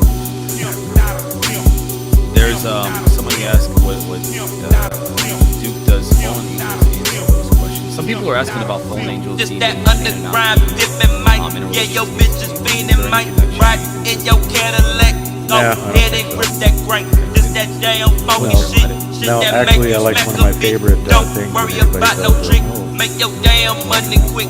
I'm a damn Mac. You'll never catch me on no slacking bitch. I have. Don't do it. They get really mad. They don't like that question. It's not a hell. It's not just a no. It's a hell no. They're the arch enemies of the no. Let's go back a long time to the Sanskrit epic of the Ramayana, wherein Lord Rama loses his girlfriend and is captured by the demon god Rama. He has his own island. That's where his outpost is, 10 miles off the coast of the mainland of India. Rama has pretty good sized army, but he doesn't have a navy. And he doesn't have enough Manas to do a commando airdrop with his troops out of the island and try and fight the troops there. Because the troops there are giants. He's got giants on that island. So it's like, so he gets volunteers. They show up and they go, hey, we'll build a bridge for you. We'll make a nice bridge. You can march your army right across it. And so he said, okay, yeah, build me a bridge. Well, these allies that told him they could build a bridge are called the Vanara. The Vanara built a bridge which is claimed in the Ramayana as 10 miles long and half a mile wide. That's a big causeway for marching army across assaulting land. And then after they got done building it, they said, hey, can we come with and help invade too? We really want to kill the hell out of all these guys. Like, we just built this bridge so we could, like, mainly get an excuse to go over and kill the hell out of these giants with you. And Rama's like, sure. You can come with us. Now, interestingly, there was another envoy from a different group of them that lived up in the Himalayas that asked Lord Rama if he wanted help, and he said, no, I think these guys have it covered. The Vanara. What does Vanara mean in Sanskrit? Vanara means forest person. How are they described? Well, they're described as being kind of primitive. They don't wear any clothes. They're all covered with hair. Some of them are the size of elephants. Whoa. Does that sound familiar? That's huge. And Praveen Mohan on his amazing channel, I think he's got like 2 million subs or something. He tours around temples in India and films all the weird carvings on them and then breaks down what these things are actually about, which is like nothing like what we think they're about. They show all kinds of high-tech stuff that shouldn't be carved on there. And one of the things in the temple of the monkey god there, which is Hanuman, they show all the monkey people, the Venara. And as he was going around filming it, he's going, they portrayed these incorrectly. This temple was only built like 600-700 years ago, and they got it wrong, and they put tails on all the sea tails. So it looks kind of like a person, but it's got a monkey tail, and it's got some monkey features on its face. And he said that's not how they're described. These are actually what you would call in the West Sasquatch. And I was like, is this guy serious? So I went and I looked it up, and sure enough, I found a couple Sanskrit experts that were talking specifically about Venara, and they went over it in excruciating detail what it was described as looking like, and also brought up the fact that all the carvings are wrong. Nowhere in the description does it say they had tails. So there's mischaracterization of these. Yeah, and this is a mischaracterization from like 1,000 years ago, so think about how old this story is. So there's the whole story. So now is there any truth to it? Well, about 5 years ago they were doing a survey of the ocean in between Sri Lanka and India, because it would be convenient to make a shortcut through there and not have to go all the way around Sri Lanka. So they were trying to see how much of it they'd have to dredge to make a ship canal through it, basically. And they found there's this big bridge that goes all the way across from the mainland of Sri Lanka. And then they took a closer look at it, and it looked like an old bridge. So they sent down a scuba survey team to go do an archaeological survey on it. And the first results they got were so weird, they decided to send a bigger team for a longer period. They were there for almost 2 years looking at it and doing measurements and all that good scientific stuff that geologists like to do with underwater bubble eating ones. And their findings after this 2-year period were that this thing is absolutely not natural, and it was constructed over 6,000 years ago. And by the way, it's half a mile wide and 10 miles long. Exactly what the description said it was going to be. Wow, that's fantastic. Parts of the coast of India and Sri Lanka have both sloughed into the ocean. And like fairly recently, there's some temple complexes and stuff right on the beach on India where part of it's still on land and part of it's underwater. You can go scuba dive and look at it. And this only happened a few hundred years ago. I wish I had you last night, man. It would have been great. I mean, it would have been great to have you on the show last night. Danielle was talking about some interesting historical things, I guess aliens in Africa and the Sahara and things like that. And there was some mention about, for example, Zachariah Sitchin's work on ancient civilizations, mentioning gods from the heavens and how they're being verified through a lot of the writings and the hieroglyphs in Egyptian pyramids and things like that. And the Sanskrit writings as well. You're mentioning the Vimanas, which I mentioned earlier today in the very beginning of this show. I talked about the Vimanas and how they talked about the gods from they were talking about gods who had these essentially these alien spacecraft, and they called them Vimanas. And I wish we had you last night to talk about that. It would have been great to have more clarification. You seem to be really well versed on that. I've looked into that a lot. There's a couple shows up on YouTube that talk about the alien recreation vehicles, ARVs, and even show cutaways on them and explain how they actually work and everything. And if you look at the way these things are supposed to work and how they're designed, and then look at a picture of a Vimana, it's the same damn thing. Yeah, they even tell you the Vimanas are supposed to be driven by a vortex engine that's using mercury. This is exactly the description of the Glocke, the German bell. That's how that was supposed to work too. They were trying to back engineer Vimana technology and working on zero-point energy at the same time, because these old texts have descriptions of these things in them. Oh yeah. And these guys were like totally into paranormal, supernatural stuff. They had a whole organization in the military that was tasked to go around to different parts of the world and look into all this weird stuff, because they believed it. And some of it turned out to be true. They were down, the first act of aggression in World War II wasn't when they annexed the Sudetenland and took part of Czechoslovakia away, which set off World War II. The actually earlier incident than that is when they annexed part of Antarctica. It was called Queen Maud Land. And I can't remember if it was Norway or Sweden that actually owned it at the time. But they sent an expedition down there, and they aerial surveyed it, and they dropped little markers that had swastikas on them all over the ice to claim that land, even though this other country had nominally claimed it. And that was in 1938. So this was actually right before acts of aggression on the European continent. So their first act of aggression was in Antarctica. Then there's all the rumors that at the end of the war, they had already established a really big base down there known as Base 211. And the reason partially that they started out doing that and they grabbed part of the land down there in the first place is because they used whale oil. And all the whales in the North Atlantic were almost gone. So they needed a base down there that they could work from to get whale oil, and then they could ship it back to Germany. What did they use whale oil for? Believe it or not, they did margarine on it. And so, I'm not kidding.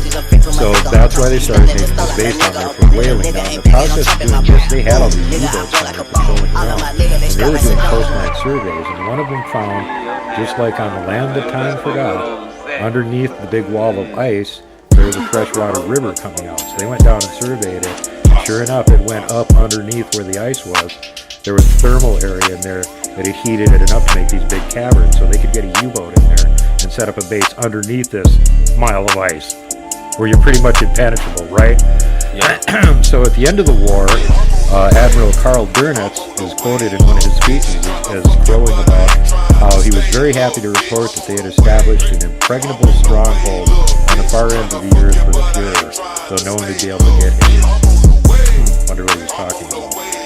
Then, after the war, you get this really strange thing in the very middle of 1946 winter, of course it's summer in Antarctica, where Admiral Byrd, the youngest admiral in history, leads an Antarctic expedition to Antarctica. You've got a whole naval fleet with them. Ostensibly, they're saying the reason they went there was to do cold weather training, with the equipment, clothing, all that sort of stuff. And it's summer in Antarctica, I guess. They could have just done winter in Canada. But, okay, let's go to Antarctica. Okay, so that doesn't make any sense. Then apparently, while they were there, they were scheduled to be there for several months. They were only there for 2 weeks. They turned around and came back again. And they lost a sub and a ship and several planes. And they were down there with 5,000 guys. Now, during the course of this, reportedly, Byrd was up doing a survey in his plane, and you can see this story repeated a million times, where he was overflying where apparently the South Pole should be. And as they kept flying and flying and flying, the terrain started changing. And it started looking warmer and warmer below them. And they started seeing not fields of snow, but open pasture land with vegetation. And then the vegetation started getting lusher, and they could see by their instrumentation the outdoor air temperature was really high. Shouldn't be anywhere near there in Antarctica. Then they saw an animal walking around on the slopes of one of the mountainsides below them. So he pulled the plane around and went back down for a closer look to see what it was. And he said it was a mammoth. Now at this point, supposedly, something else took control of his plane and forced him to land. And it was supposedly he had flown into the inner earth. And it was, the Agartha guys gave him a little meeting and said, hey, knock off the nuclear crap, we're not happy about this. And don't come back and go away. And then they let him go. Okay, so this is all this story that can't be verified. It's in his diary. Here's what can be verified. When he came back to the ship, like I said, they were supposed to be there several months, and it was only a couple of weeks. They lost a bunch of people and stuff and took off. Reputedly what happened is they got attacked by what looked like flying saucers that were not only coming off the ice shelf, but up out of the water. And as soon as they tried to scramble planes and get them up in the air, they shot the damn planes down before they hardly got off the end of the deck, dumped them into the water. One of the ships started shooting at them. They exploded that thing. And I don't recall exactly what happened to the sub, but that was Gonzo too. And they also had really high-tech aircraft flying over, reputedly, with swastikas on them. Yeah. I've heard about this, but not in this. And the other thing, I always kind of thought this was apocryphal and, really great made-up story, but then there was a report that came out of Russia from a Russian naval officer there who basically leaked it and said, this all happened. We had officers on board. Remember, this is after World War II, before the Cold War. We were still friends with the U.S. There was Australians and Russians and several other people from other countries that were keeping an eye on this, and they said, yeah, all this happened. And not only that, but WikiLeaks, of all places, a couple years ago, put out pictures of these UFOs attacking the naval fleet. Yeah. They were made public. Let me see if I can find them. Please continue while I look for this, because I think I've seen it. So anyway, after this epic beatdown, they decided that they should go back home and bring the fleet back. Deliver the message from the inner Earth, if that's to be believed or not. But, what is verifiable is that there was backwards. When he got back to South America, he did a press conference and he talked about there being a new enemy to worry about with equipment capable of flying from pole to pole, which at that time there were no planes on Earth that could do that. So what was he referencing? And then when he got back to the U.S. and was debriefed, after that he was not allowed to talk about the subject at all. They have a short video from an old TV show where he talked about it briefly. He was like, you could tell he was really careful about what he was talking about. And his commanding officer was James Forrestal, who was in charge of the whole Navy. And after he told Forrestal, apparently Forrestal flipped out and started talking about the same thing. And they threatened him. And then shortly he was in an insane asylum and killed himself by jumping out of the 20th floor. Oh, yeah, that's exactly. I've heard of this situation. Yeah, not in such great detail, but I have heard of this. There were two people in the chat that have mentioned something that I guess we haven't that they had brought up, but I guess you did. Hold on, let me wrap up that whole long convoluted story. Yeah, by all means. Germany entered World War II by taking away land in Antarctica, and they ended World War II by chasing our fleet out of the continent. Now, remember, the country of Germany surrendered. The Nazi Party never surrendered.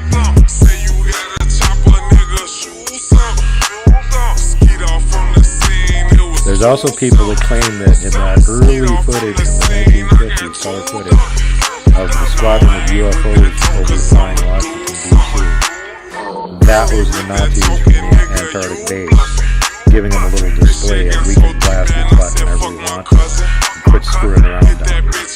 Are you suggesting Nazis are still alive? Yep, unfortunately there seems to be implications they could actually be on the moon and other places too, because they had these ARV prototypes at the end of World War II and supposedly built several of them. Reportedly, the giant Hanabu that they made it to Mars, but then crashed it and killed everybody on board. So there's a wrecked Nazi flying saucer sitting on Mars. The one that went to the moon didn't wreck, and they have a base up there. That doesn't sound great. That sounds bad. Not really. The only good thing on our side is besides them and 100 top-of-the-line U-boats and 30,000 super high-level scientists and technologists, engineers that all mysteriously disappeared at the end of the war. No, that's all they had for a starting population, so even breeding like rabbits, it could be that. Okay, I don't want to get off on a bunny trail because there's a lot of things that I have to say about all this stuff, but I'm gonna let me back up a bit because again, I wanted to ask a question that two people in the chat had brought up, and the first one was from Greg Galloway.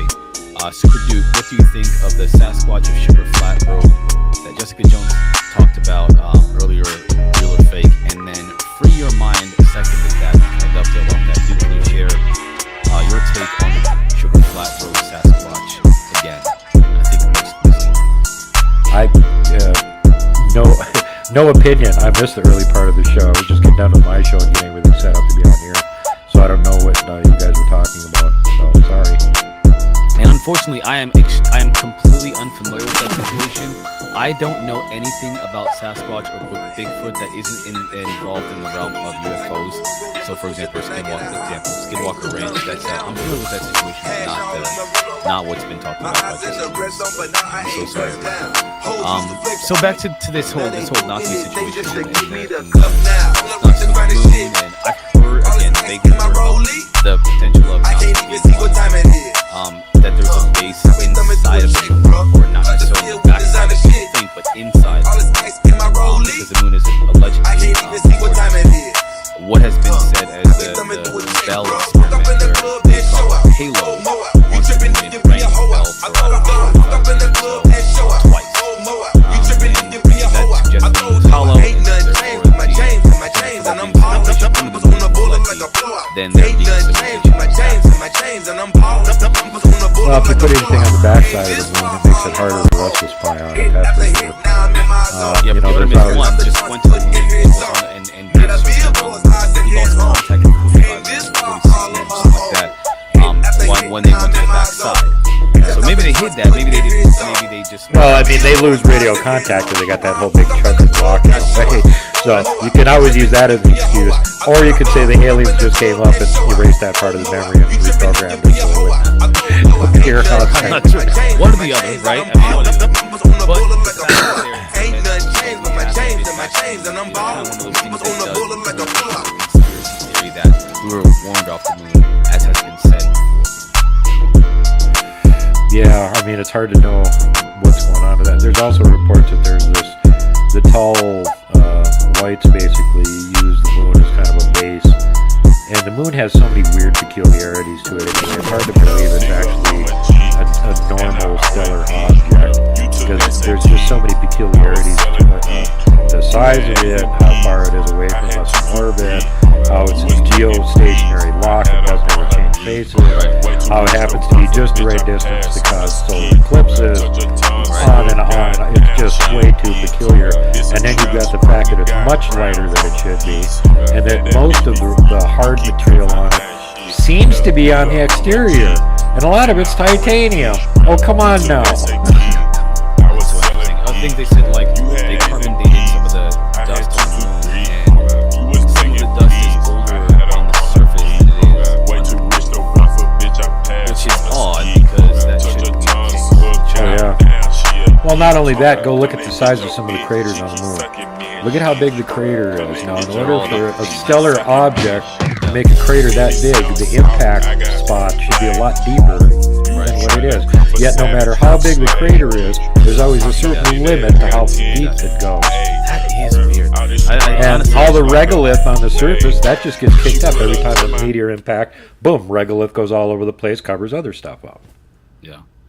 And there's also now they say that there's like water on the moon. That was just talked about by NASA. I mean, they discovered it a while ago, years ago. Yeah. But they're just now talking about it publicly that there was water on the moon, not just on Mars. Yeah, is there large amounts? Is it extractable amounts? Or it's like, oh, there's 1 molecule per square foot. You know, it's like, who cares? Give us precise information. We know the regolith part of it is ridiculously dry, because that's part of the issue they had with the spacesuits, because it's so fine, it's like talcum powder, and it gets in everything.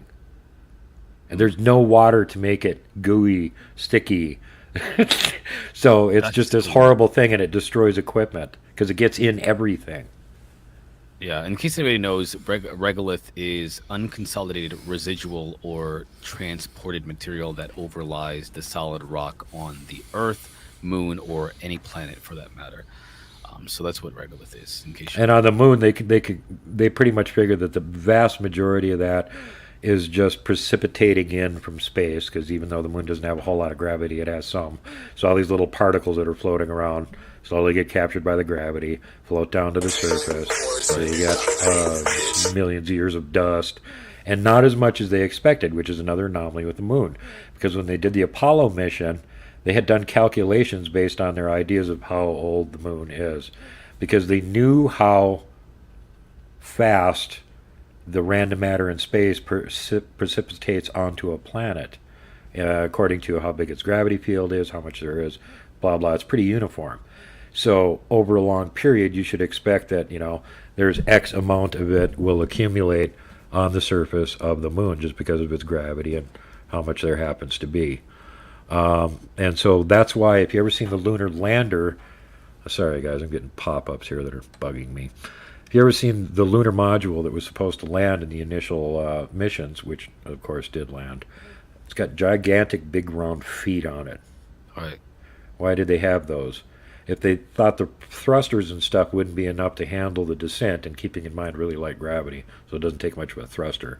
You could practically fart and stop your descent. So why the big pads again? They could have also made like an airbag thing that deployed so it would just bounce on its bottom because of low gravity again. Right. So why the big feet? The reason they had the big feet is because they had done all these calculations, and according to their calculations, there could be as much as 100 feet of regolith on the surface of the moon. Wow. So when the lunar module landed and there was only a few inches of it, they went, that doesn't make sense. Unless the moon's a lot damn younger than we think it is, that doesn't make sense. Yeah, I mean, the idea that it's an artificial structure is kind of more plausible than it being something natural.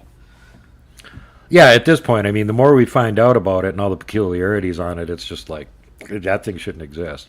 No. You know, that would be a typical moon for a planet that would be like 5-6 times larger than Earth. Because go look at all the rest of the moons in the solar system. They all have much smaller moons to the size of the planet, and we've got this big herkin fat thing following us around all the time. We only got one.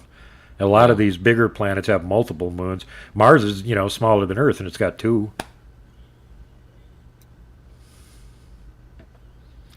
The chat is blowing up, but it's not necessarily about what we're talking. Some people say, for example, they are framed. This is what Derek Ellis. They are framed.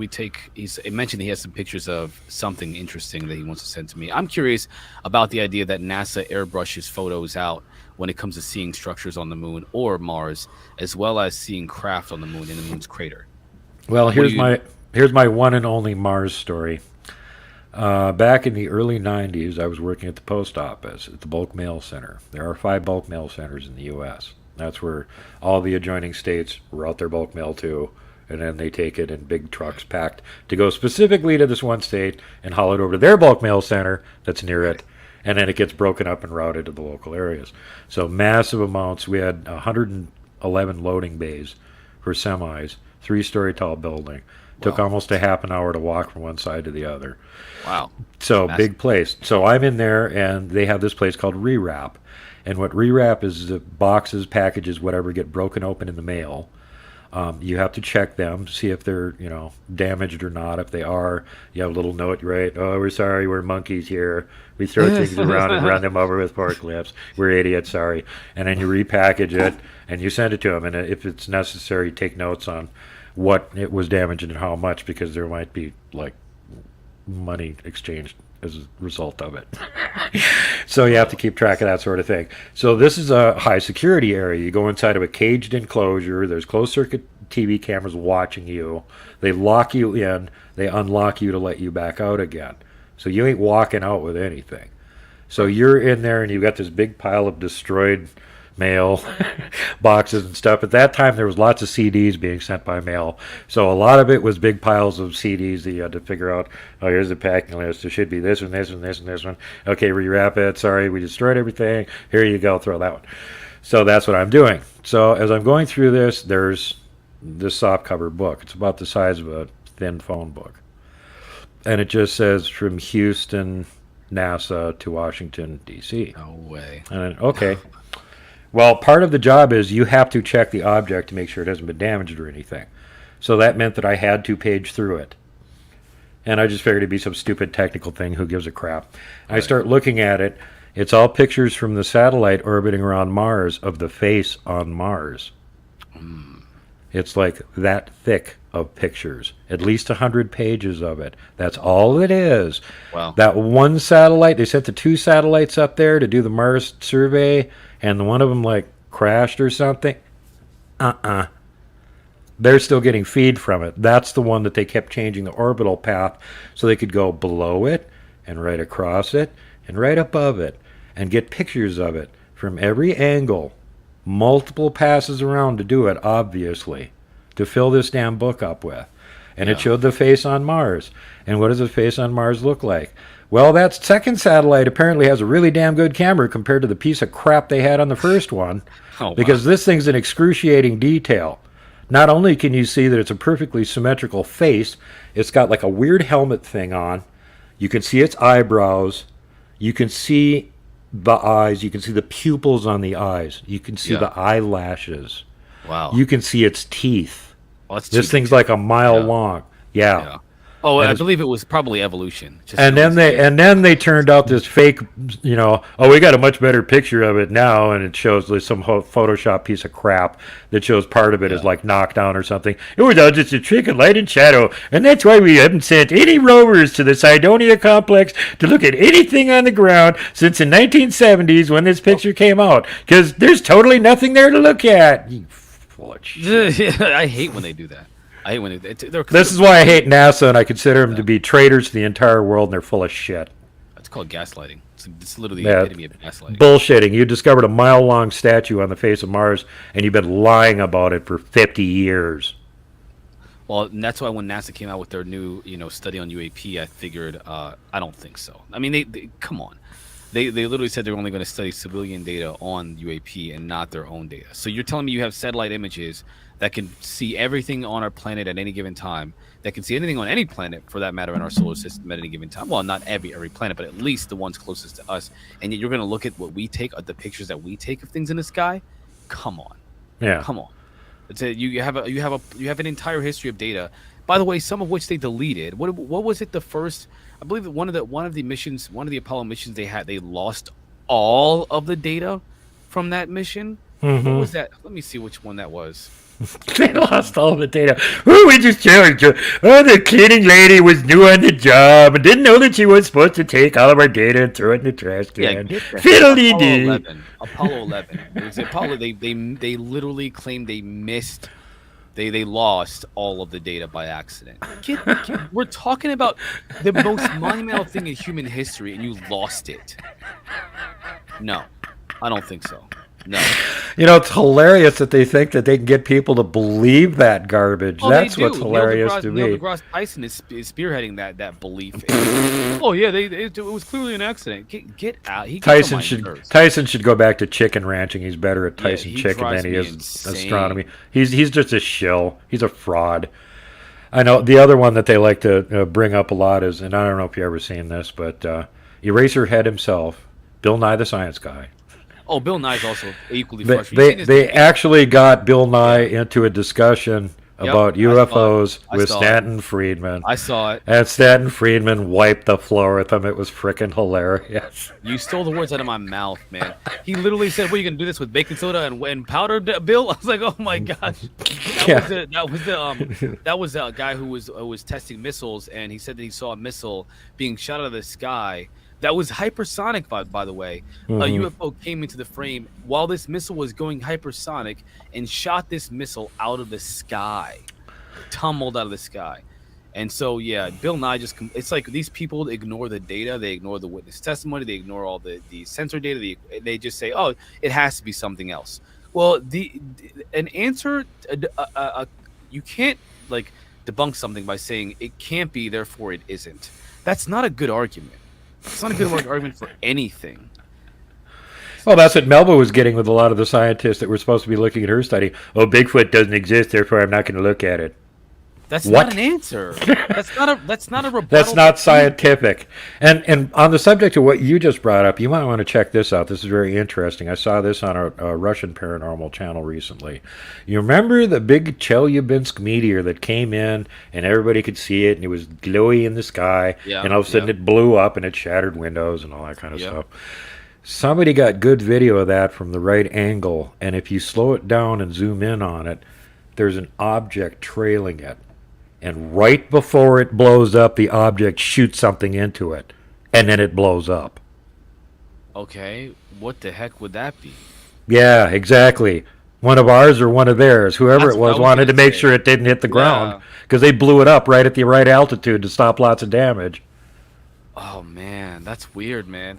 I got to look that up. Tell me that again. What is it? What is it called? It's the Chelyabinsk meteor, and I'm not sure which channel actually showed this, so you'll have to do some digging around looking for it. I've seen the... there's lots and lots and lots of videos. This just came out recently where, one of the paranormal channels got their hands on it, and I think it could have been Paul Stonehill or one of the inside that area people that are doing the YouTube paranormal stuff.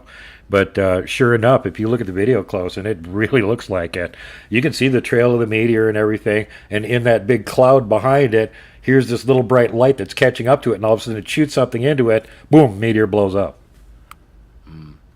I wish I could find the only thing that I can see right now are 9-10 years old. Yeah. There's nothing recent. No, it's recent. Well, you're not going to find it with a shitty search engine on YouTube anyway. They cover that stuff up. Next time I stumble on it, I'll make sure you get a link from come Danielle on, so you can please look at do. it. Yeah, please do. And I'll give you, of course, I'll give credit to where credit's due, because that's It's not like I give that much of a crap about UFOs. I'm busy chasing gigantic things around the woods. Speaking of which, if you guys haven't seen it this week, I turned out one of my more fun videos. And been doing some shorts lately because I have to string them together and get my speech for the Nebraska Bigfoot Conference ready to go, which is coming up this coming week. And so I've been taking some of the best of from the last year and putting those out. And I have a couple of them that I couldn't really do myself because I don't have the right software. But Kelly Shaw from Rocky Mountain Sasquatch does. So I sent them over to Kelly, and Kelly did Zoom versions and sent them back to me. And one of them he liked so much, he actually put it out on his own channel, where the guy who was with me was zooming around with his camera, and he was turning, and he got the camera right on one that was sitting out in the open. It was looking between two tree branches at him. And as soon as it realized he had a camera on him, it ducked behind another tree. Well, okay, it's moving. How obvious is this, right? Yeah. So, and he doesn't even realize he's got one on video. He's just like kind of looking, and he's zooming back out again. And before he zooms completely out and turns it off, it peeks back around the tree to see if he's still looking. So having a zoomed-in version on that one was really cool. And then the other one that I did on my channel is called Giant Sasquatch Right Behind Me, which is literally what happened. There's our regular camp. There's a little river right next to it. And if you cross the little river, about 40 feet from the river is the edge of a ridge line. And all I did was I wanted to walk up to the top of the ridge line because I thought it might be high enough to see the rest of the valley, so I could survey the valley and get a good look at it. And then when I got up there, it was actually like quite a bit higher than I thought it was going to be, and really steep. Because when I'm standing up there, I'm kind of filming and looking down, and you can see down below where there's a little break for the road, and then between that and the edge of the hill is where the river and the camp is. So it's like, almost straight down. So I'm like, okay, this is cool. I'm getting great scenery. So I start filming it, and then I feel like something is watching me. There's somebody behind me. So just in case, turn around to the camera, turn back again. Well, when I turn around to the camera, there's a Sasquatch standing there watching me. He's about 30 feet away, and I don't know exactly how tall he is, but I'm estimating that his nose is about the same size as my head. So he is freaking huge. Huge. Now, of course, I already had several of my friends look at this piece of video because this has been out for over a year, and they found other ones in the background. And now today, another one of my friends sent me 2 screen captures, and one is clearly a face peeking between 2 branches that's also in the same clip. So there wasn't just this one gigantic one. There were several of them standing there watching me.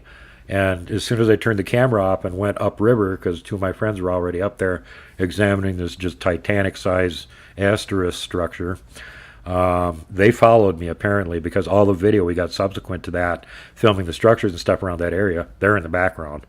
And they're probably the same gigantic one, and one of them looks like the same one, about the same size. So they just followed me right on down there. And then we found out after the fact we weren't supposed to be on that side of the river. So we don't go on that side of the river anymore. But yeah, if you want to see that video, it's on my channel. Like I said, it's a little 3-minute short clip, and it's called Giant Sasquatch Right Behind Me. Yeah, real quick, just so that everybody knows, Eric just sent me a link to a very short video that does show the event. It doesn't show what Duke, what you mentioned, but I will. Let me just pull that up real quick for everybody to see, because it's just it's literally less than a minute long, and I think it'd be pretty interesting to see. There's not going to be any. I mean, there's really no audio to be shown, but here we go. Yeah, I hope not. That blast at the end would be horrible. It'd wreck your speakers. Yeah, I turned the volume completely off. Let's pull that up. It's going to show it from several different angles, because the crazy thing is people aren't even reacting. You can see people walking down the street in a later part of the video, and you can't even see people reacting at all. Yeah, notice where it conveniently blew up for not really any good reason. Right, at the very last moment. Yeah, right before it was going to hit something and cause a huge impact crater and lots of damage. Yeah. Boom. There you go. Look, nobody's reacting to it. Even the people walking on the street who can see it, no one's reacting. I would be like... This was quite the air burst. A lot of buildings and stuff that were near where it went off, all the windows shattered and stuff. So it was a big, Not one person stopped. Kablooey. Yeah, he Not turned one around. person. Okay, one person stopped to look. One person. I stand corrected. So there's that.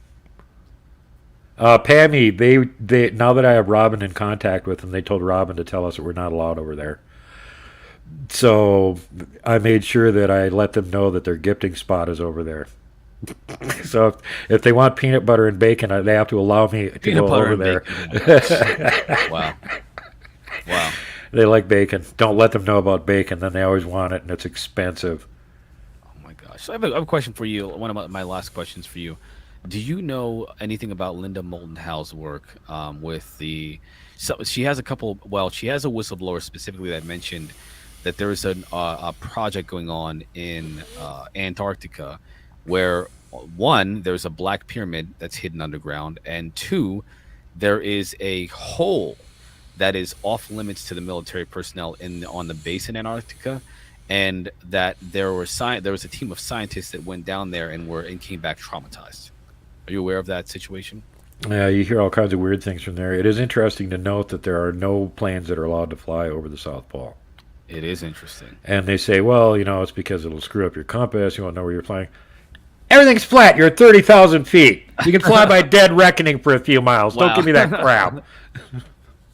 Yeah, what's up with that, man? I really wish that Eric says I'm not too wild about Linda. Linda is a very very dedicated person. I mean dedicated. That woman is like, she's been doing it forever. She's been investigating phenomena forever. And she's talked to a lot of people, and you can't always trust everyone, but I think there are a lot of gems in what she has to say and some of the reporting that she's had over the years.